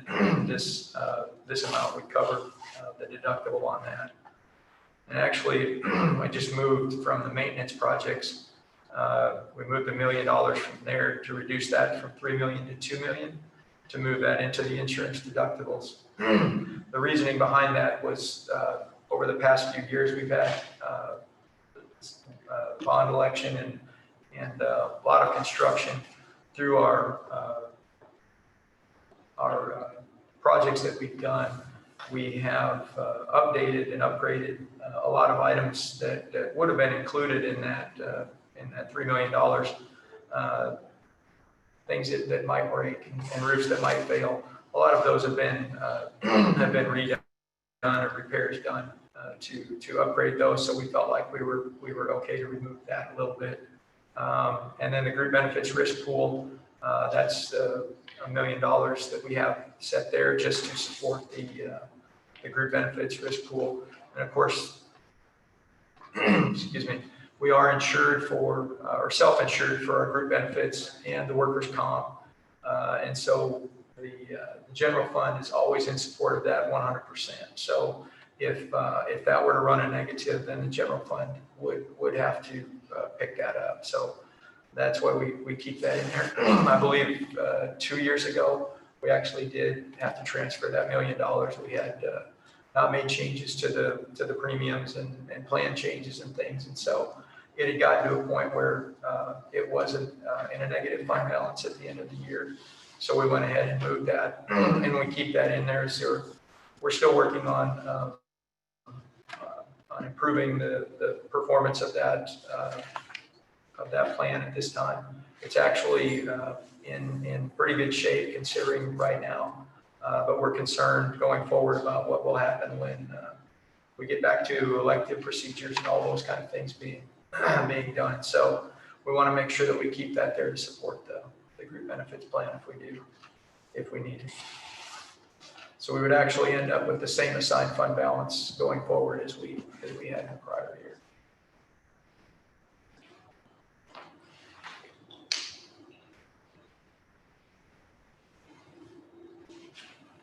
I move approval of the attached resolution committing fund balance for the year ending August 31st, 2020. Second. I have a motion by Mrs. Flynn, a second by Dr. Harlan. All in favor? Aye. Motion carries. And next up is item 8, consider approval of a budget amendment for the general fund and food services fund for the year ended August 31st, 2020. Yes, sir. This is an item we've alluded to a couple times earlier in the meeting, and on the very first page, I believe you have copies that we set on there for you tonight. The very first page is where the numbers come out after the amendment. So that would be with the general fund. You can see, I think that we came down to the net effect on fund balance would be about 98,000 or just getting fairly close to back to break even. I believe the budget as adopted in the beginning of the year, of last year about this time was negative 1.7. So that has improved quite a bit. But as I said, there's many moving parts to it this year that are not a normal year. The other one is food service, and of course we know that. We've already talked a little bit about that as things changed in March. We've made some changes, looked at some things that could be done, but it was difficult to change gears very fast at that point. So we started looking at forward to next year, but believe we're going to end the year probably with about a negative 1.8. which will still, even the projected loss for this year would still leave her with a positive fund balance of roughly $500,000 at the end of next year if we could not make corrections or fix that. So it's an issue that going forward we're going to address and we'll continue to monitor. But at this point, that's where we feel that she will probably end the year. Some of the items, and I do want to talk about the ESSER. ESSER is Elementary and Secondary School Emergency Relief Fund. That's what ESSER stands for. So, and that was the one, our allotment of that was about $4.1 million. There is a 5% offset that we probably will be able to maintain. So the actual adjustment to our revenue will be about $3.9 million, which that's built into, I think on the third page, there's each item is detailed individually, but that's going to reduce our state revenue. We will in turn reduce our expenditures by that same amount. So the net effect to the general fund will be zero for that one. And we are allowed to charge pre-award costs to the grant, to the ESSER grant. So we'll be reclassifying prior eligible expenses to offset that. And it'll be a lot to do with the connectivity and devices that we purchased to go to online back in the spring, and the training to get all of that up and going when we did that. The other one that we've talked about a little bit is the Corona Relief Fund. That one is an actual reimbursement. I think I have in here that we about 1.1 million, just a little over that, will be the reimbursement claim that we're applying for. It should probably go out this week, but it will be counted in this year's revenue. And again, that is that will have to do with connectivity with devices and computers moving forward. We think there's going to be a third section of that coming up that we're not quite aware of yet, or it has not been released, but is being talked about. Other items on this, large items are TRS on behalf. How that works for the district is the funds, we don't actually ever see the funds. The state flows those through. We record those as revenue, and we record the other side as expenditures just to record the portion that goes to the employee. But we have to book that and run it through our book. So that's between that and the Medicare Part D, that's about $2 million. That will be an added revenue and an added expenditure on both sides. And there's also, we have an increase in our state funding because of a 2017 property tax value audit. Had some increase in our SHARs, indirect costs. And then we have insurance reimbursement and sale of property is on the revenue side. One of the larger items, reducing our expenditures, we actually about $800,000 that will be less in accrued wages. And that's just strictly an accounting number because there's less work calendar days for the teachers in 2019-20 than there was in the prior year. So when we reverse and we accrue, it'll be about 4 days less. So that's a number that we have to adjust for on there. Doesn't actually, nobody gets paid any different. Nothing really changes. It's just a matter of accounting as to what year it gets put into. One other item, the larger item that I wanted to bring to the attention, increase in the maintenance and operations due to some of the SACO energy efficiency projects that the board approved us to go forward with in July. There's about $1.1 million that we have processed at this time that will be included in expenditures this year. And that's probably the last larger item. There's some transfers to align budget to where we think the final expenditures will come out to. But the net effect of that, as I said, will come out to just under 100,000 negative if everything falls in place as we've talked about. The other item on the last page we wanted to talk about, that's the adjustment for the budget amendment for food service. And then So the net effect on fund balance would be a negative 1.8 million. Fund balance actually as of September of 2019, when they started the year, was 3.5 million. So that would give her an estimated ending fund balance of about 1.689 million. So still enough to handle the projected budget that we just passed, but it'll be something that we have to address, and we'll talk about it and come up with a plan and bring something back as we get started in the year.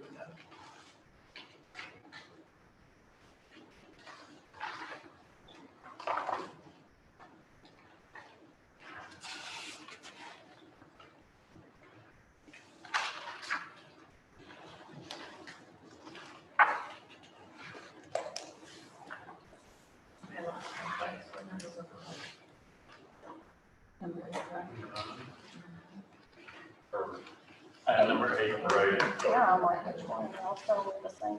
I move approval of the budget amendment to the general fund and food service fund for the year ending August 31, 2020. Second. That was it. They were the same, that's what I was doing. I have a motion by Dr. Warnerberger, and I believe that was Mrs. Twain, the saying, or Dr. Harlan. Dr. Harlan seconded. All in favor? Aye. Motion carries, is approved. Now we'll move down to item 9, consider approval of recommendation pertaining to the salary increases for employees for the 2021 school year. Yes, thank you, Mr. McCall. This item is, I don't know why I should have had this one up higher. It's hopefully it's a good thing. I know the number is maybe not as high as people would have liked, but it is important. We felt to do something for the employees and make sure that there is a positive as we go into the year. We hashed this out, and we've had discussions in the board as well as to how do we justify with the kind of deficit and the economy looks the way it does.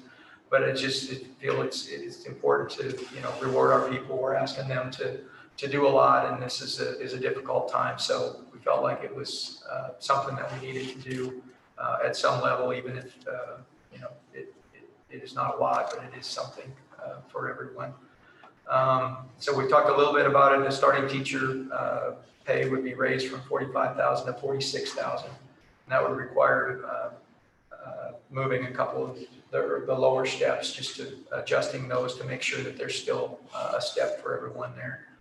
And then, of course, the step for the teachers, counselors, librarians, and nurses, based on their step increase on the approved salary schedule based on years of service. Salary increase for eligible custodial, nutrition, school nutrition, auxiliary staff, transportation, and bus aides, and drivers of 1% of the midpoint. Salary for increase for eligible paraprofessional staff, 1% of the midpoint for their respective pay groups. Salary increase for all eligible professional administrative employees of 1% of the midpoint for their respective pay groups. And that would include campus administrators in that group as well.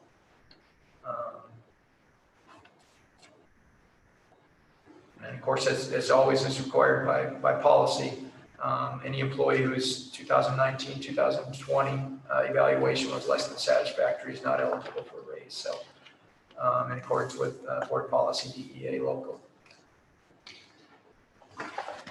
I move approval of the superintendent's recommendation for salary increase as presented.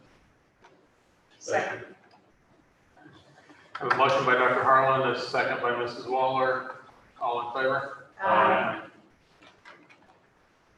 Motion carries. And we'll move down to 10. Contract for architectural and engineering services for district-wide re-roofing consultation.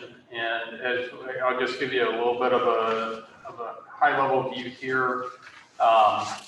As we discussed in the finance committee, within school districts, there's a certain level of when the damage is, there's a certain dollar level that is a requirement that by state law that we have to go through architectural and engineering studies. And so that's where we are with a number of the different roofs, and that's what this is really not an option. Yeah, and thank you.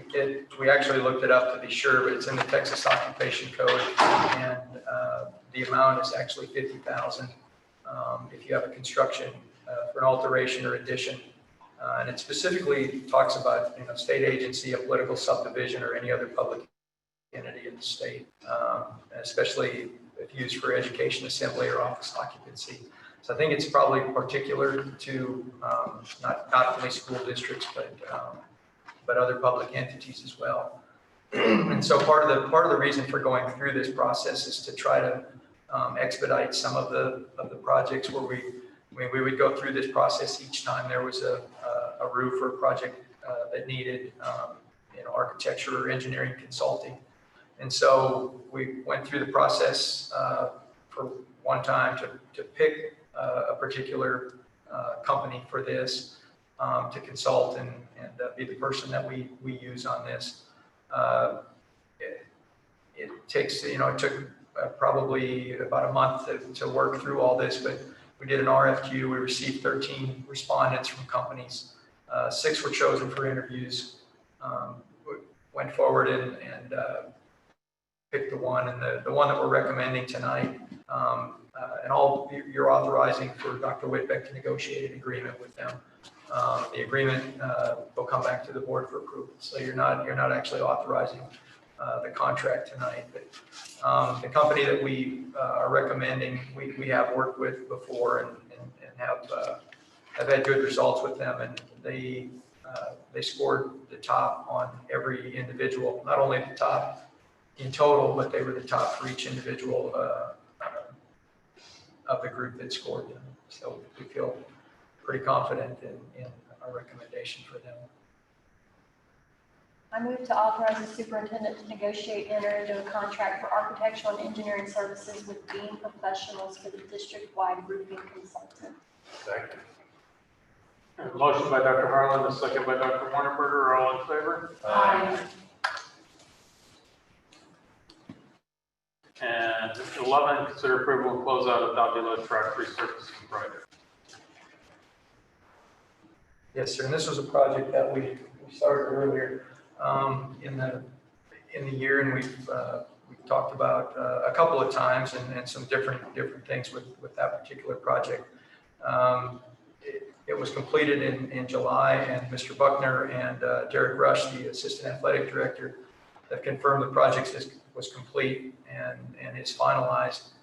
This project is funded through the 2005 bond that was designated strictly for athletics. So we felt that was a good use to put that towards this track at Davila.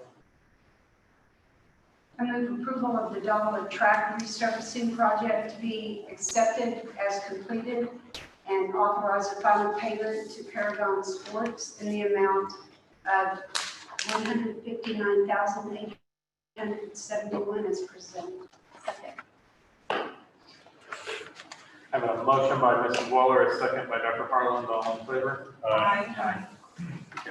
And before we go into the next item, the teaching and learning and the return to school, let's go ahead, if there's no objection, take a 10-minute recess.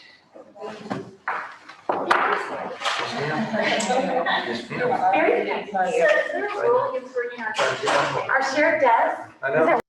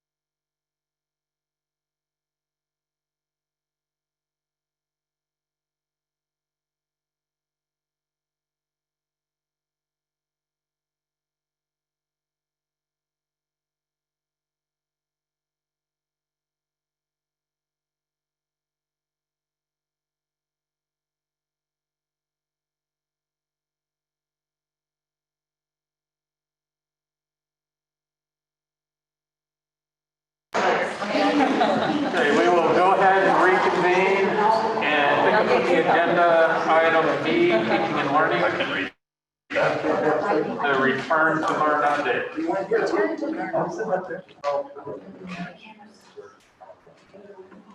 I think they're switching over to my presentation as well. So this evening, as the PowerPoint comes up, we're going to just revisit some key aspects of the plan. Certainly, there's much more into the document, as Dr. Whitbeck mentioned earlier, 50 plus pages. But tonight I wanted to go over some things that we've updated recently or some frequently asked questions that we've received. But certainly feel free to ask any questions about any aspect of the plan. So just to kind of remind us all, we started with 2 large design teams that broke out into multiple subcommittees, and which really formed the work of this plan and continue to form the work of this plan, an instructional team and an operational team. And as you well know, Bryan ISD put forth to parents 3 options to choose from, the online, the at-home, and then the hybrid, where if you're in grade 7 through 12, there are certain courses that qualify where you can come in for just that course. Wanting to make sure that our CTE students were able to complete their course requirements, and since TEA added some additional language stipulating that some courses required face-to-face instruction for credit accrual. So those things being said, a little update on technology and instructional material distribution that's been transpiring over the past week and continues to do so into this week. Every campus is now the hub for their own students for distributing instructional materials as well as technology devices.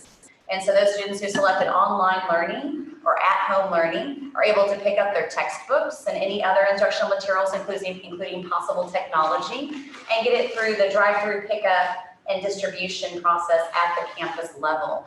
That will continue to go on. As Mr. Besaw mentioned earlier, there were additional devices ordered by the district, and those are still on their way to Bryan ISD.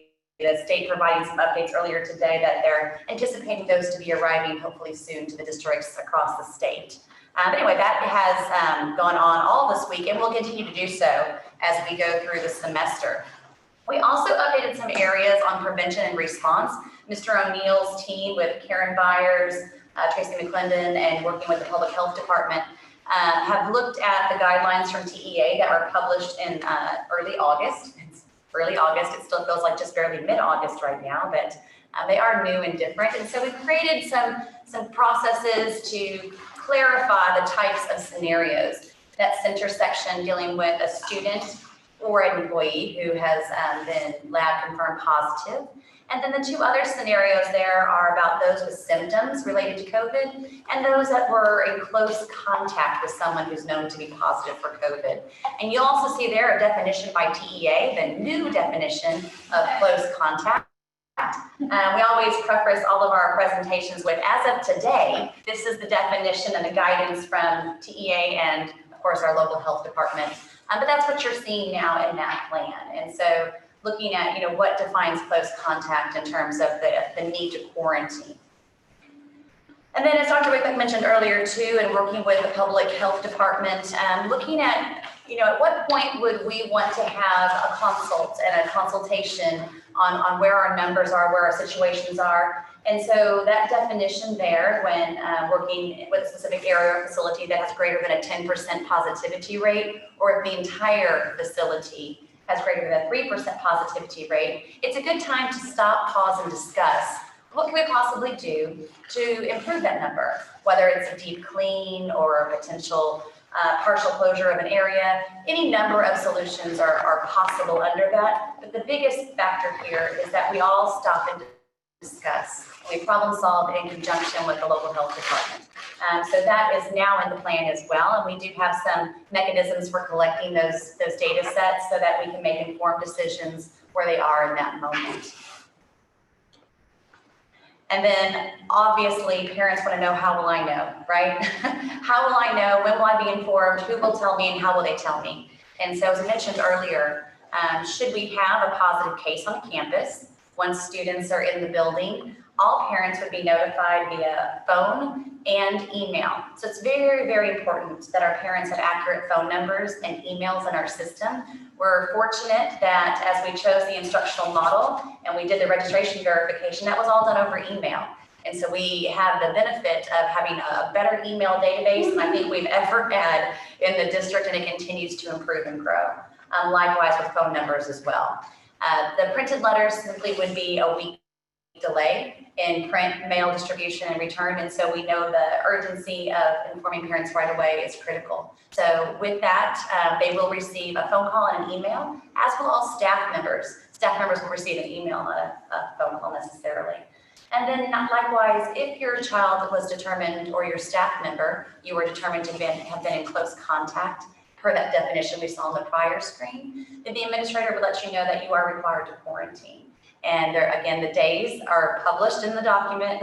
If I quote it now, I'll probably mistake it, that it is a 14-day period if you were in close contact with someone who is positive. And that's to allow for that incubation period and then for the symptoms to present themselves so we can be sure the person is safe upon return. So all of those things are how we'll notify. And then certainly our nursing staff, just because you've waited 14 days doesn't mean you're good to come back.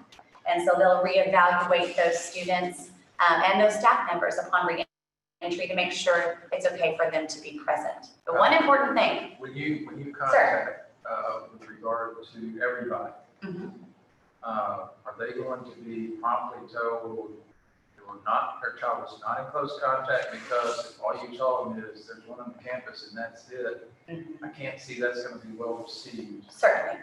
So on the letter, it actually gives 48 hours for us to contact those that are in the contact tracing. And we did that based on the general time frame it takes the health department to do so as well, because some of that they're going to be helping us with. And so it says you'll be notified, those who were in close contact will be notified by X date. Because we had the same concern, the need to immediately notify, but the time to do the proper contact tracing to notify of close contact. Some of it will be quite rapid. It'll be the same day. And as Mr. McCall mentioned earlier, they know the workout groups, they know whomever the child was with.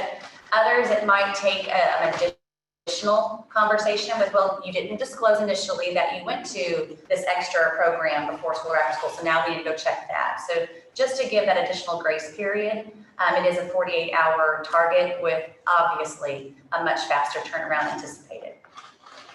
But we had the same concern.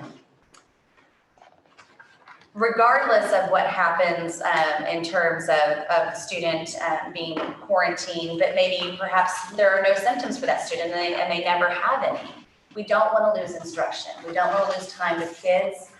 We've already had quite the hurdle, and we want to make sure we make this as smooth as possible. So whether you end up as a student who's positive, a student who has symptoms, or a student who needs to quarantine due to close contact, we want to make sure our families know that learning continues online. And so if you need a device, check out a device. But just because you chose the on-campus model doesn't mean you can't still learn at home and get counted present and do all the same work and activities that you would have done in the classroom. And so that's a big learning point for all of our families and even for our staff, that absence isn't always an absence anymore because they can learn at home. Yes, ma'am. I was going to ask, so there's got to be for those students who are just, I want an average, grade point average, just those real type of students. We still have the call home when you're absent. We're actually reviewing that. That's on a pause right now. Okay. Because what happens with asynchronous learning in particular, and that's the second agenda item on my category, that the state requires us to submit a plan for asynchronous attendance. With that, you can't actually evaluate the attendance until the earliest the following day, because they have until 11:59 that night. So attendance is going to be delayed and behind several days each and every time. Okay, and so as much as you know, I worked with excessive absences. Yes, ma'am. I also did my fair share of cleaning up absences. And so I'm sure that we'll have a big checks and balance built into that so that we don't freak our kids and their parents out unnecessarily. Absolutely. Part of it is going to be a learning curve. And thankfully, the state has given us a grace period of the first 12 weeks of school. And that will be held basically harmless, and that we won't have lower attendance than we did at this time last year. That gives us time to learn all of these new processes. When teacher goes into their attendance into TAC, the Teacher Access Center, to do attendance, they have to look, okay, let's look at yesterday. Did anyone submit the daily engagement activity that's required? Oh, they did.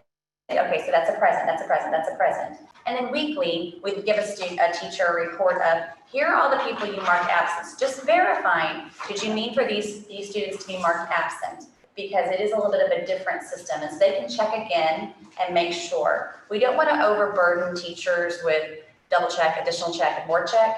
And so we are going to default students to present, and it's going to be more of an active thing to count them absent to help them. But we also don't want to accidentally count everybody present and not have justification to do so. Yeah. So certainly, That's that grace that we gave a lot of in the spring, we have to give some in the fall too. and thankfully TEA is extending that grace to us as well. So and that's all part of that asynchronous plan for attendance taking, which is the second piece, but it's all in this plan right here, all the return to learn plan. So for asynchronous learning, they still have to log on every day? Yes, sir, and it's important, and we'll talk about it here in a little bit, that they log into the courses that are offered that day. So for example, we're on a block schedule at the high school. The 4 classes that are offered are the 4 classes they need to log into and do activities for. Working in advance for the full week won't get them present for all week long. It's every day, something. Oh, that needs to be clarified. Yes. Yes, there are a few type A people like me who might have done that as a student, and we need to make sure they're in there every single day because there are engagement opportunities with their teachers every day, and we want them taking advantage of that as well. So the at-home learning, and this is a quick little screenshot, but there are a couple of things we want to remind families of, that there's work in this plan to help set them up for success, much like we did in the spring, but certainly more robust this year. But each and every teacher will daily extend the offer to their kids to join them live, whether it's on a discussion board, on a quick office hour, or in a live session where they do a small group or a mini lesson. Each teacher will send that out to their at-home students, because every day, according to that asynchronous plan, we need to offer that opportunity. And of course, we want to offer the opportunity for a student to engage with their teachers and ask questions and receive direct instruction specific to the child. And so that is in here, but it's real important to understand that it'll take a number of different forms. For any given day, with any given teacher, it'll change. The time will change, the lesson will change, the activity will change. But there'll be at least that opportunity daily for every teacher that works with that child. And in many instances, multiple opportunities, depending on how it's presented in Schoology and then also with the teacher. But I think that's a big question from a lot of families. How do I get my child help if they need help? Reach out to the teacher, make sure you know when their activities are, when their daily engagement times are for them, and build that partnership with them. You'll also notice in the Return to Learn plan, we published some sample schedules or minutes and durations. This coincides with that asynchronous plan we're submitting to the state. They want parents to understand that what the child's doing online mirrors what the child is doing in the classroom. It's really important. The grades are the same, the assignments are the same in terms of what's assigned to students, and the duration of instruction should be similar and or the same. Understanding that some students will move more quickly through the content and others will need more time with certain topics. And so you'll see all of those items published in Return to Learn, and it's all by subject and grade and so forth, but that information is in there. You'll also notice that things look differently. I think many of us have all heard of the Tuesday folder at elementary school. And with this situation, we know that a lot of students won't ever actually be on the campus for that first 6 weeks at least. And so how do we do a Tuesday folder to let them know about all the things that are coming up? So through Schoology, each campus has their own campus-wide course. And it is a folder of all sorts of wonderful extension activities and information, some of which are E8 that Dr. Whitbeck mentioned earlier this evening. And there's a principal update folder in there. That's essentially the Tuesday folder, that there's an activity coming up, there's a book sale, there's whatever the Tuesday folder announcements are, they'll be in that folder for them. There's library information, there's the counseling corner, and there's also cybersecurity and digital safety and all of the digital citizenship things that we teach per grade level. So those courses are also embedded in each student's login to Schoology based on what grade they're in and what campus they're assigned to. For those classes that are performance-based, there are a lot of questions coming in about those too. For example, how do I do orchestra or choir or elementary choir? And so the Fine Arts Director, Mr. Corbett, and of course, CTE, Mr. Reynolds and Mrs. Williamson for athletics have all worked to really work with their teachers. They spent a half-day PD going over what does it look like to have on-campus instruction as well as at a distance instruction. And so you'll see that they're going to be spacing out in all of the performing art rooms. And so while they might be doing band, they're not going to be in the same setup they normally would be. And I'm out of my element, so I know if I get stuck here, Ms. Carabine will come and help me. But they're going to, so that they're not playing into each other or right behind each other, so that as you use the instrument, it doesn't go over to the next student. Obviously, there will be masked use in orchestra because they can do so, right?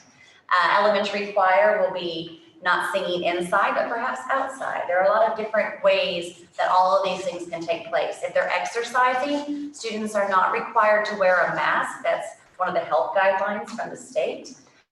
But when they aren't exercising, they're expected to have the mask on, so they'll have it with them. But certainly social distancing, if they don't have masks on, will be very, very important. Making sure kids are spread out adequately in all of these spaces.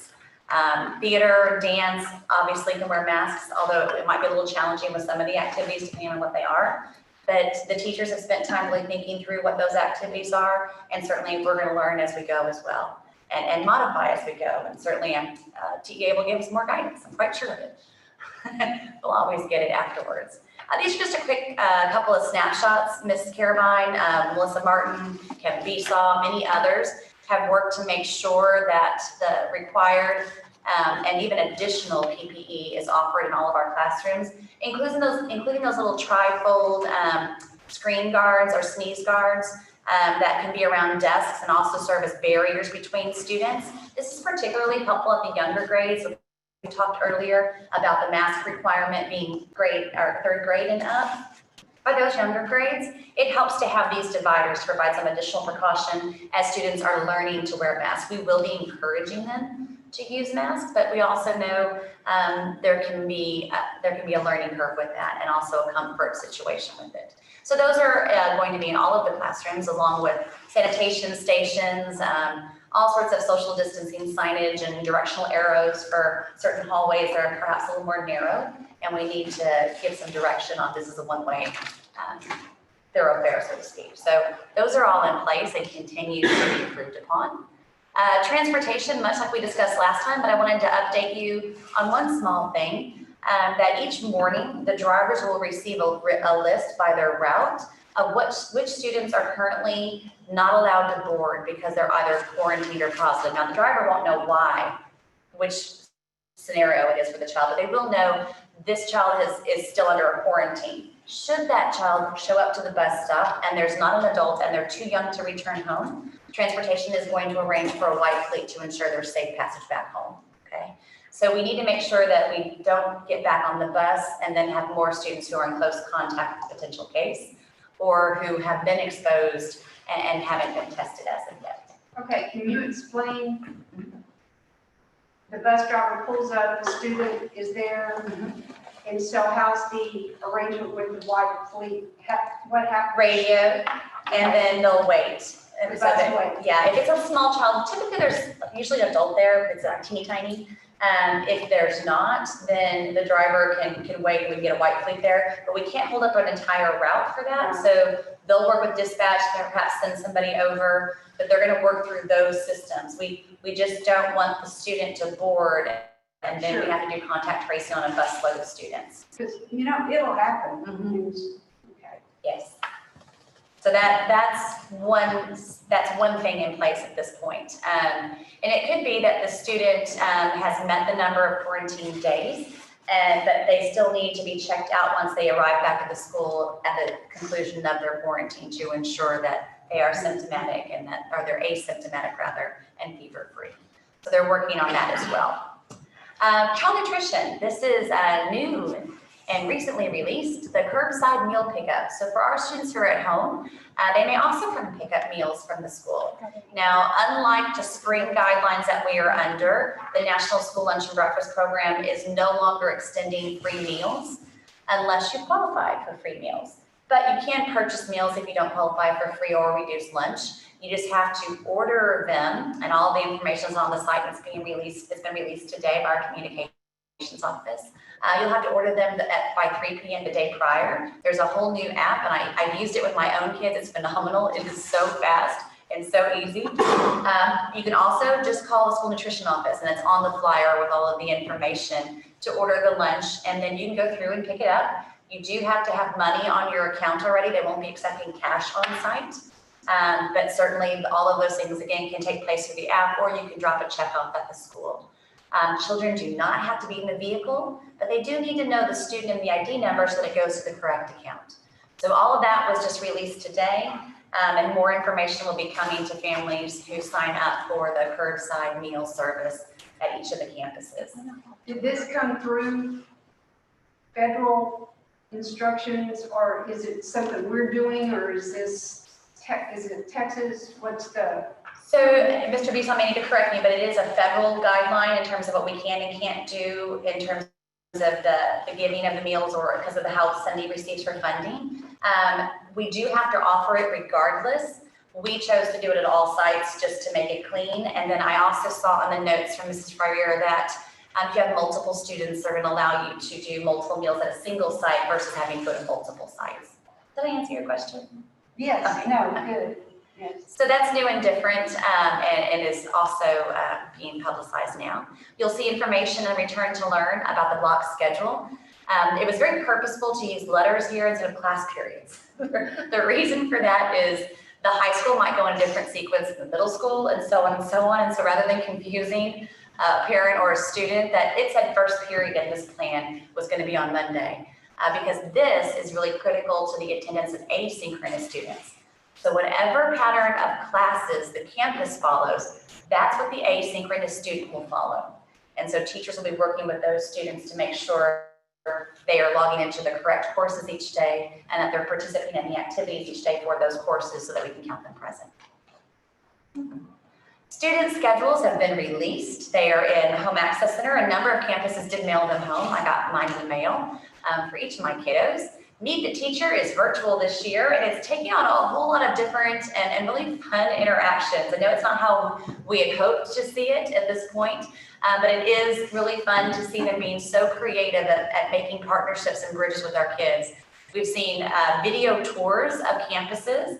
Here's the front office, say hello to the attendance clerk, and so you get to meet them on a virtual video tour. We also see many examples of certain sessions for virtual Meet the Teacher night. We have teacher introduction videos going online for every teacher at some schools. So each school's kind of taking their own personality to meet the teacher and extending that partnership to get kids comfortable with who's my teacher and how do they sound, how can I meet them before that first moment. So hopefully this will help some get into the sync of what school is and feel comfortable at the campus before they're ever able to actually step foot on the campus. Can you go back to slide? Certainly. Are we providing some sort of notice of which Wednesday we're on? Yes, sir. So each campus, it's still being finalized. I think it is actually final now, and they're working on a publication for it. I saw Bryan ISD go out recently. But essentially, they're going to do so when week they 1 and week log 2. on with Schoolology, it'll say or something. Like For blue that, blue and silver. Blue and Yes. silver, yeah. And then green, and even the middle schools are following a color pattern with the Wednesdays. Because I've missed paying bills because I don't know what day of the week it is. We refer to that as Blur's Day. That's correct. It's all the blur at this point. This question is our final slide for this evening for Return to Learn, but I think it's very, very important. And Dr. Whitbeck worked with Carol Kuhn and with HR to take care of our teachers. So if a teacher is asked to quarantine, maybe they had close contact with a student who was COVID, but they're still able to work, and we look at their job responsibilities and their duties, and they're able to work. They can put in what's known as a COVID-19 exposure absence, we're all counting against their personal days, and they continue to work from home. So much like a school business absence, but just ensuring that we want our teachers educating our kids. And so if in the process of doing so, they end up being quarantined, we want them to continue if they're able to continue. And we don't want them charged for days if they're still serving. So that is probably one of I think the biggest FAQs Dr. Whitpeck has gotten, and so have several others. This is very important to the teachers. Sure. Very important. Will that go, if there's ever any discrepancy, it'll always be between the teacher and the principal? Correct, in terms of if their responsibilities allow for it, yes. If there's been a positive on student, and we have a very cautious parent, he said, this is my kid's not going to school, but we're going to do it online for a few days. Yep. Is that going to work? Absolutely.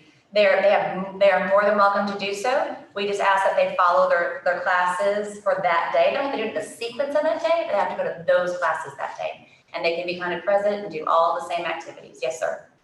That's a very good question. We want them to, they want to stay home because they had an exposure and they just want to be extra cautious. Absolutely, please do so.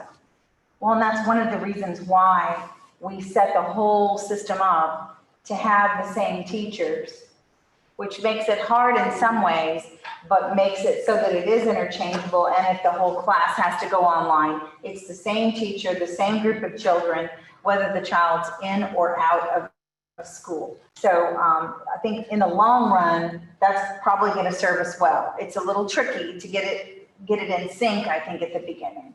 Are the counselors getting hazard pay for it? I will say, They just done that they go home and shop every day. they've done a phenomenal job, and I glossed over it earlier, and I should not have. They have worked at the secondary level to look at who's face-to-face, who's online, and then move students around to free up any time we could for teachers to work with online students, separate and apart from face-to-face students. Now, obviously, I think we mentioned it earlier, if second 6 weeks more students come back, some of that isn't going to be able to continue. It'll just have to look a little differently in terms of how we get creative with carving time for teachers to dedicate. But they've done a tremendous job, as have our campus administrators, in making everything new and throwing out what once was known, right? Well, it's monumental, is what it feels like, and just all the plans and all the things. I wanted to share a quote I saw from a Bryan ISD teacher after the first day back. She said, "There's been a lot on social media about schools reopening. After my first day back, it is clearly evident that Bryan ISD has brainstormed and problem solved brilliantly." That is high praise. High praise from one of our own. So I remember when we built the Silver campus and we had the houses, it was a nightmare for scheduling for the counselors. Well, now it's like, and you tell them, it's like they each have to do their own master schedule for each kid. It's not like the bulletin board that we wrote and moved teachers around. I mean, the counselors are having to literally do that for every single child. Well, there's new data points we didn't previously have, like which instructional model is the student.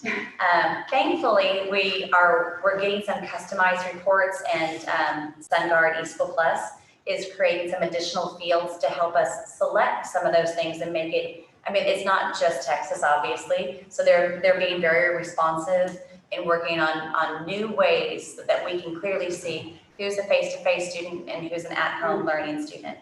So it's making the job better when we have a little bit of teamwork from all fronts, which we certainly do. It's amazing.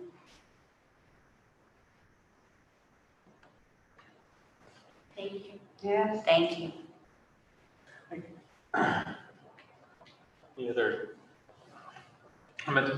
I think the only thing that I would like to just caution is we're asking parents to be patient, we're asking teachers to be patient, we're asking students to be patient. I think it's also probably wise that we're patient as well on that flip side, and even if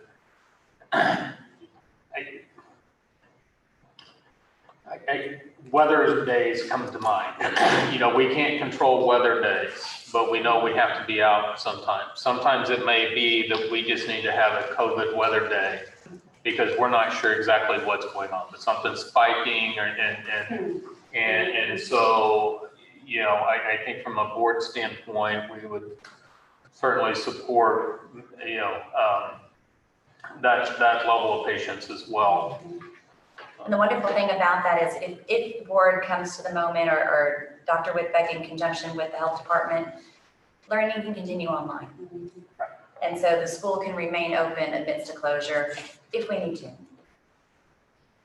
Well, you know, between every one of us having kids in the district at some point in time, and then several of us instructors in the district, and then professors, instructors, and from where each of our backgrounds come from, we can just empathize with everything and everyone that's having to do it, and it's really good for those that have children in school now, because they see it from both sides, and they can ask the questions, you know, mine are grown, but they can ask the questions from a right now parent's perspective and a right now student perspective. So, yay. Tremendous teamwork, it's true.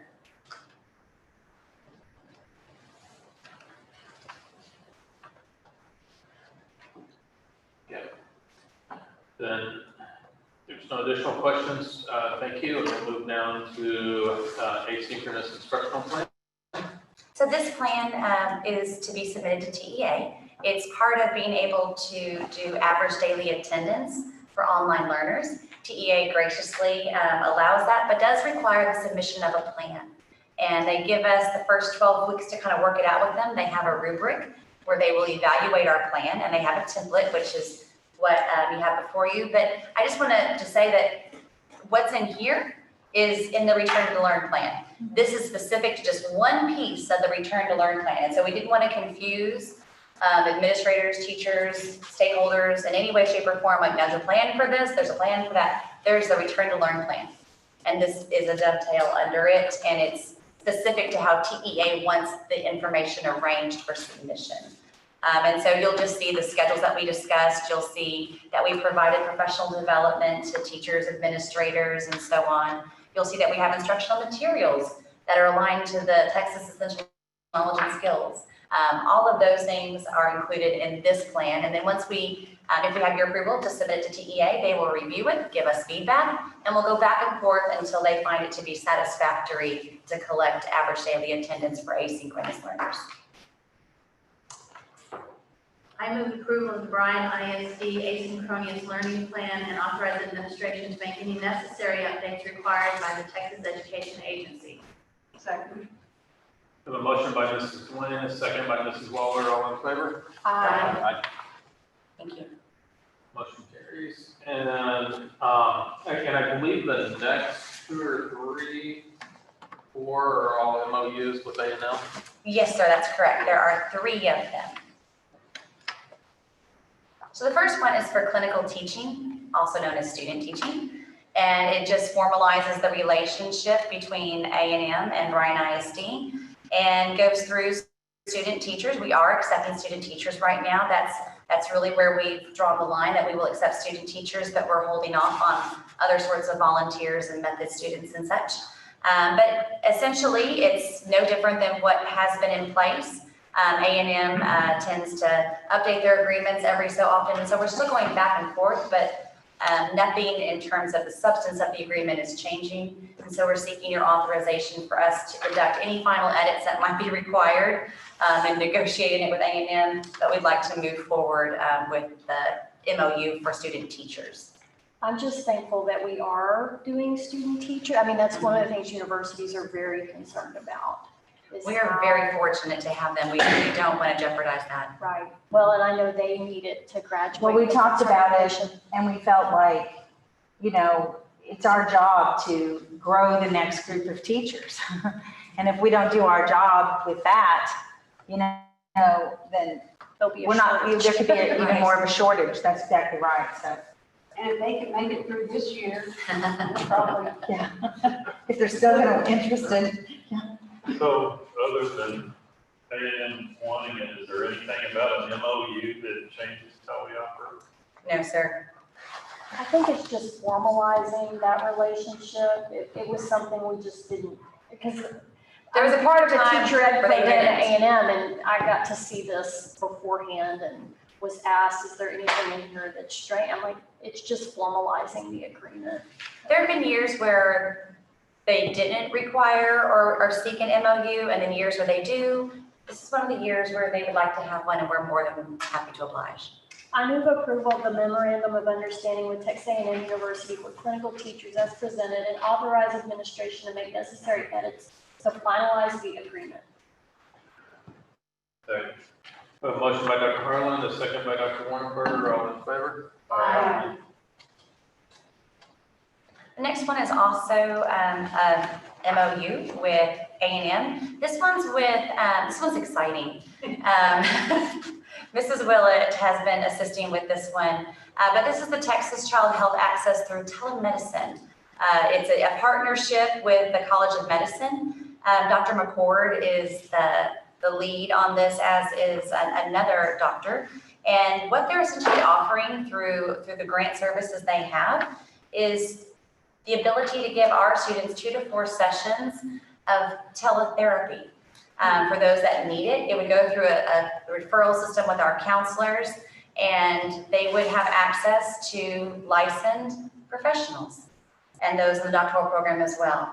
It'll be at a distance, so we provide a space with a computer and then an adult who can still see and supervise to make sure everything's okay, but not in meeting with the student. But they can receive 2 to 4 sessions for a number of different topics in terms of risk or threat assessment for the student, or perhaps it's counseling and anxiety, all sorts, the whole spectrum of what a child might need. They're willing to step in and help, and we couldn't think of a more perfect time where we might need a partnership like this. And so this MOU, we're going to start with a small group of our schools and then gradually build as they're able to handle the demand. We'll add more schools and continue the referral practice with them, the referral system with them. Is there an age limit? It is all grades, I believe. No, there's no age limit on It's it. elementary up. Well, it's 5 and up. Yes. So they don't allow pre-K. True. Great. But they have a number of flyers and all sorts of things. They're excited to get started. It's been in place for some time, the whole program of teletherapy. Dr. McCord, known her for a number of years. She does a fantastic job. I move approval of the memorandum of understanding with Texas A&M University Health Science Center for telehealth mental health services for Bryan ISD students as presented, and authorize administration to make necessary edits to finalize this agreement. Second. I have a motion by Mrs. Lynn, a second by Dr. Harlan, all in favor? Aye. The final MOU is really an agreement. I guess it's not really an MOU. They title them differently. Sometimes this one says agreement. This is a long-standing partnership. We've been in it more than a decade with the Department of Educational Psychology at A&M, and this is for school psychology doctoral practicum students. And so we call them LSSP interns, and they work with our students. And so they do special education assessments, they do counseling, they do behavioral consults with teachers, with administrators. If you ask our principals, they will tell you how valuable this group of practicum students has been over the years to our students, to our faculty. And so once again, this is just the prior agreement was expiring, and it's time to take a look at it again. I don't think there's anything that's really changing in this agreement, but it always takes a little bit going back and forth. So we don't want to lose the opportunity to have these students helping our students. I move approval of the agreement with Texas A&M University Educational Psychology Department for practicum placements as presented, and authorize administration to make necessary edits to finalize the agreement. Second. A motion by Mrs. Lawler, a second by Mr. Chesney, all in favor? Thank you so much. Thank you. Next up, we have school. You got Well, Kevin went first. So Is there any of these for school board members, psychologists that we can? I was We afraid can that's start what you were asking trend. earlier, but when you asked about the age limit, but Oh, Yes. Okay, consider approval of the T-test calendar. Yes, sir. I appreciate the opportunity. I've done this last 2 years, and so what we do is we bring the calendar for our evaluation calendar, and it's, I think it's attached to the board document, so it's pretty traditional. It looks very similar. Dates change just a little bit, not a whole lot. We adjust them accordingly, and so I'll be happy to answer any questions.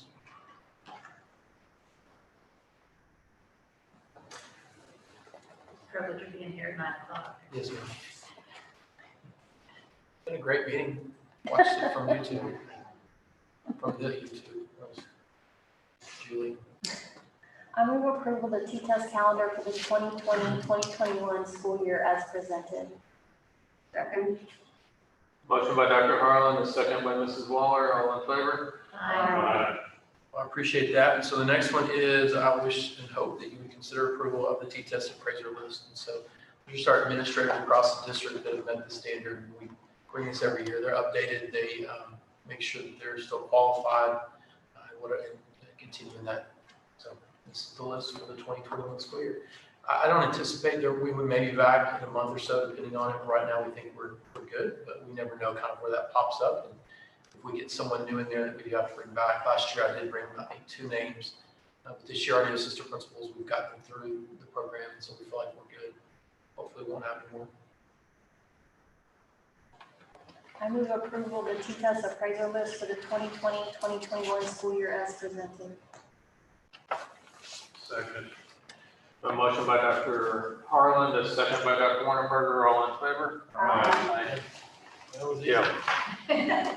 Board will now convene in closed session to discuss the following items as allowed by Texas Government Code Chapter 551.071, .074, .072, .0821, and .129. I'll just talk to our getting after tonight. No voting will take place in the closed meeting. Any action the board wishes to take as a result of discussion in closed session will take place after the board reconvenes in the open meeting. It is now 8:58. Same here.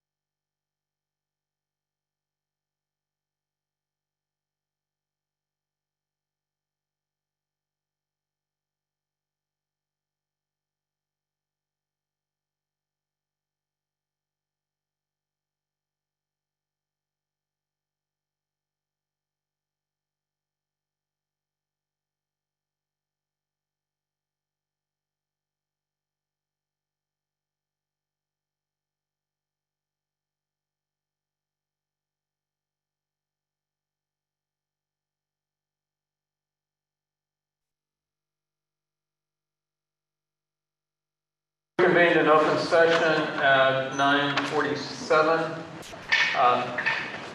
No action was taken in closed session. I move approval to authorize the superintendent to negotiate the terms of a purchase sales agreement for land for a future transportation and maintenance center. Second. A motion by Dr. Harlan, a second by Ms. Lane. All in favor? Aye. Motion carries. And on the second action, I move to accept the recommendation of the superintendent of schools and the school district's attorney, and to direct the superintendent and the school district's attorney to proceed as discussed in closed session in the matter styled Student versus Bryan Independent School District, docket number 300-SE-0720, before a special education hearing officer for the state of Texas. a motion by Mrs. Waller, a second by Mr. Sesney. All in favor? Aye. Okay, motion carries, and we are adjourned. Thank you.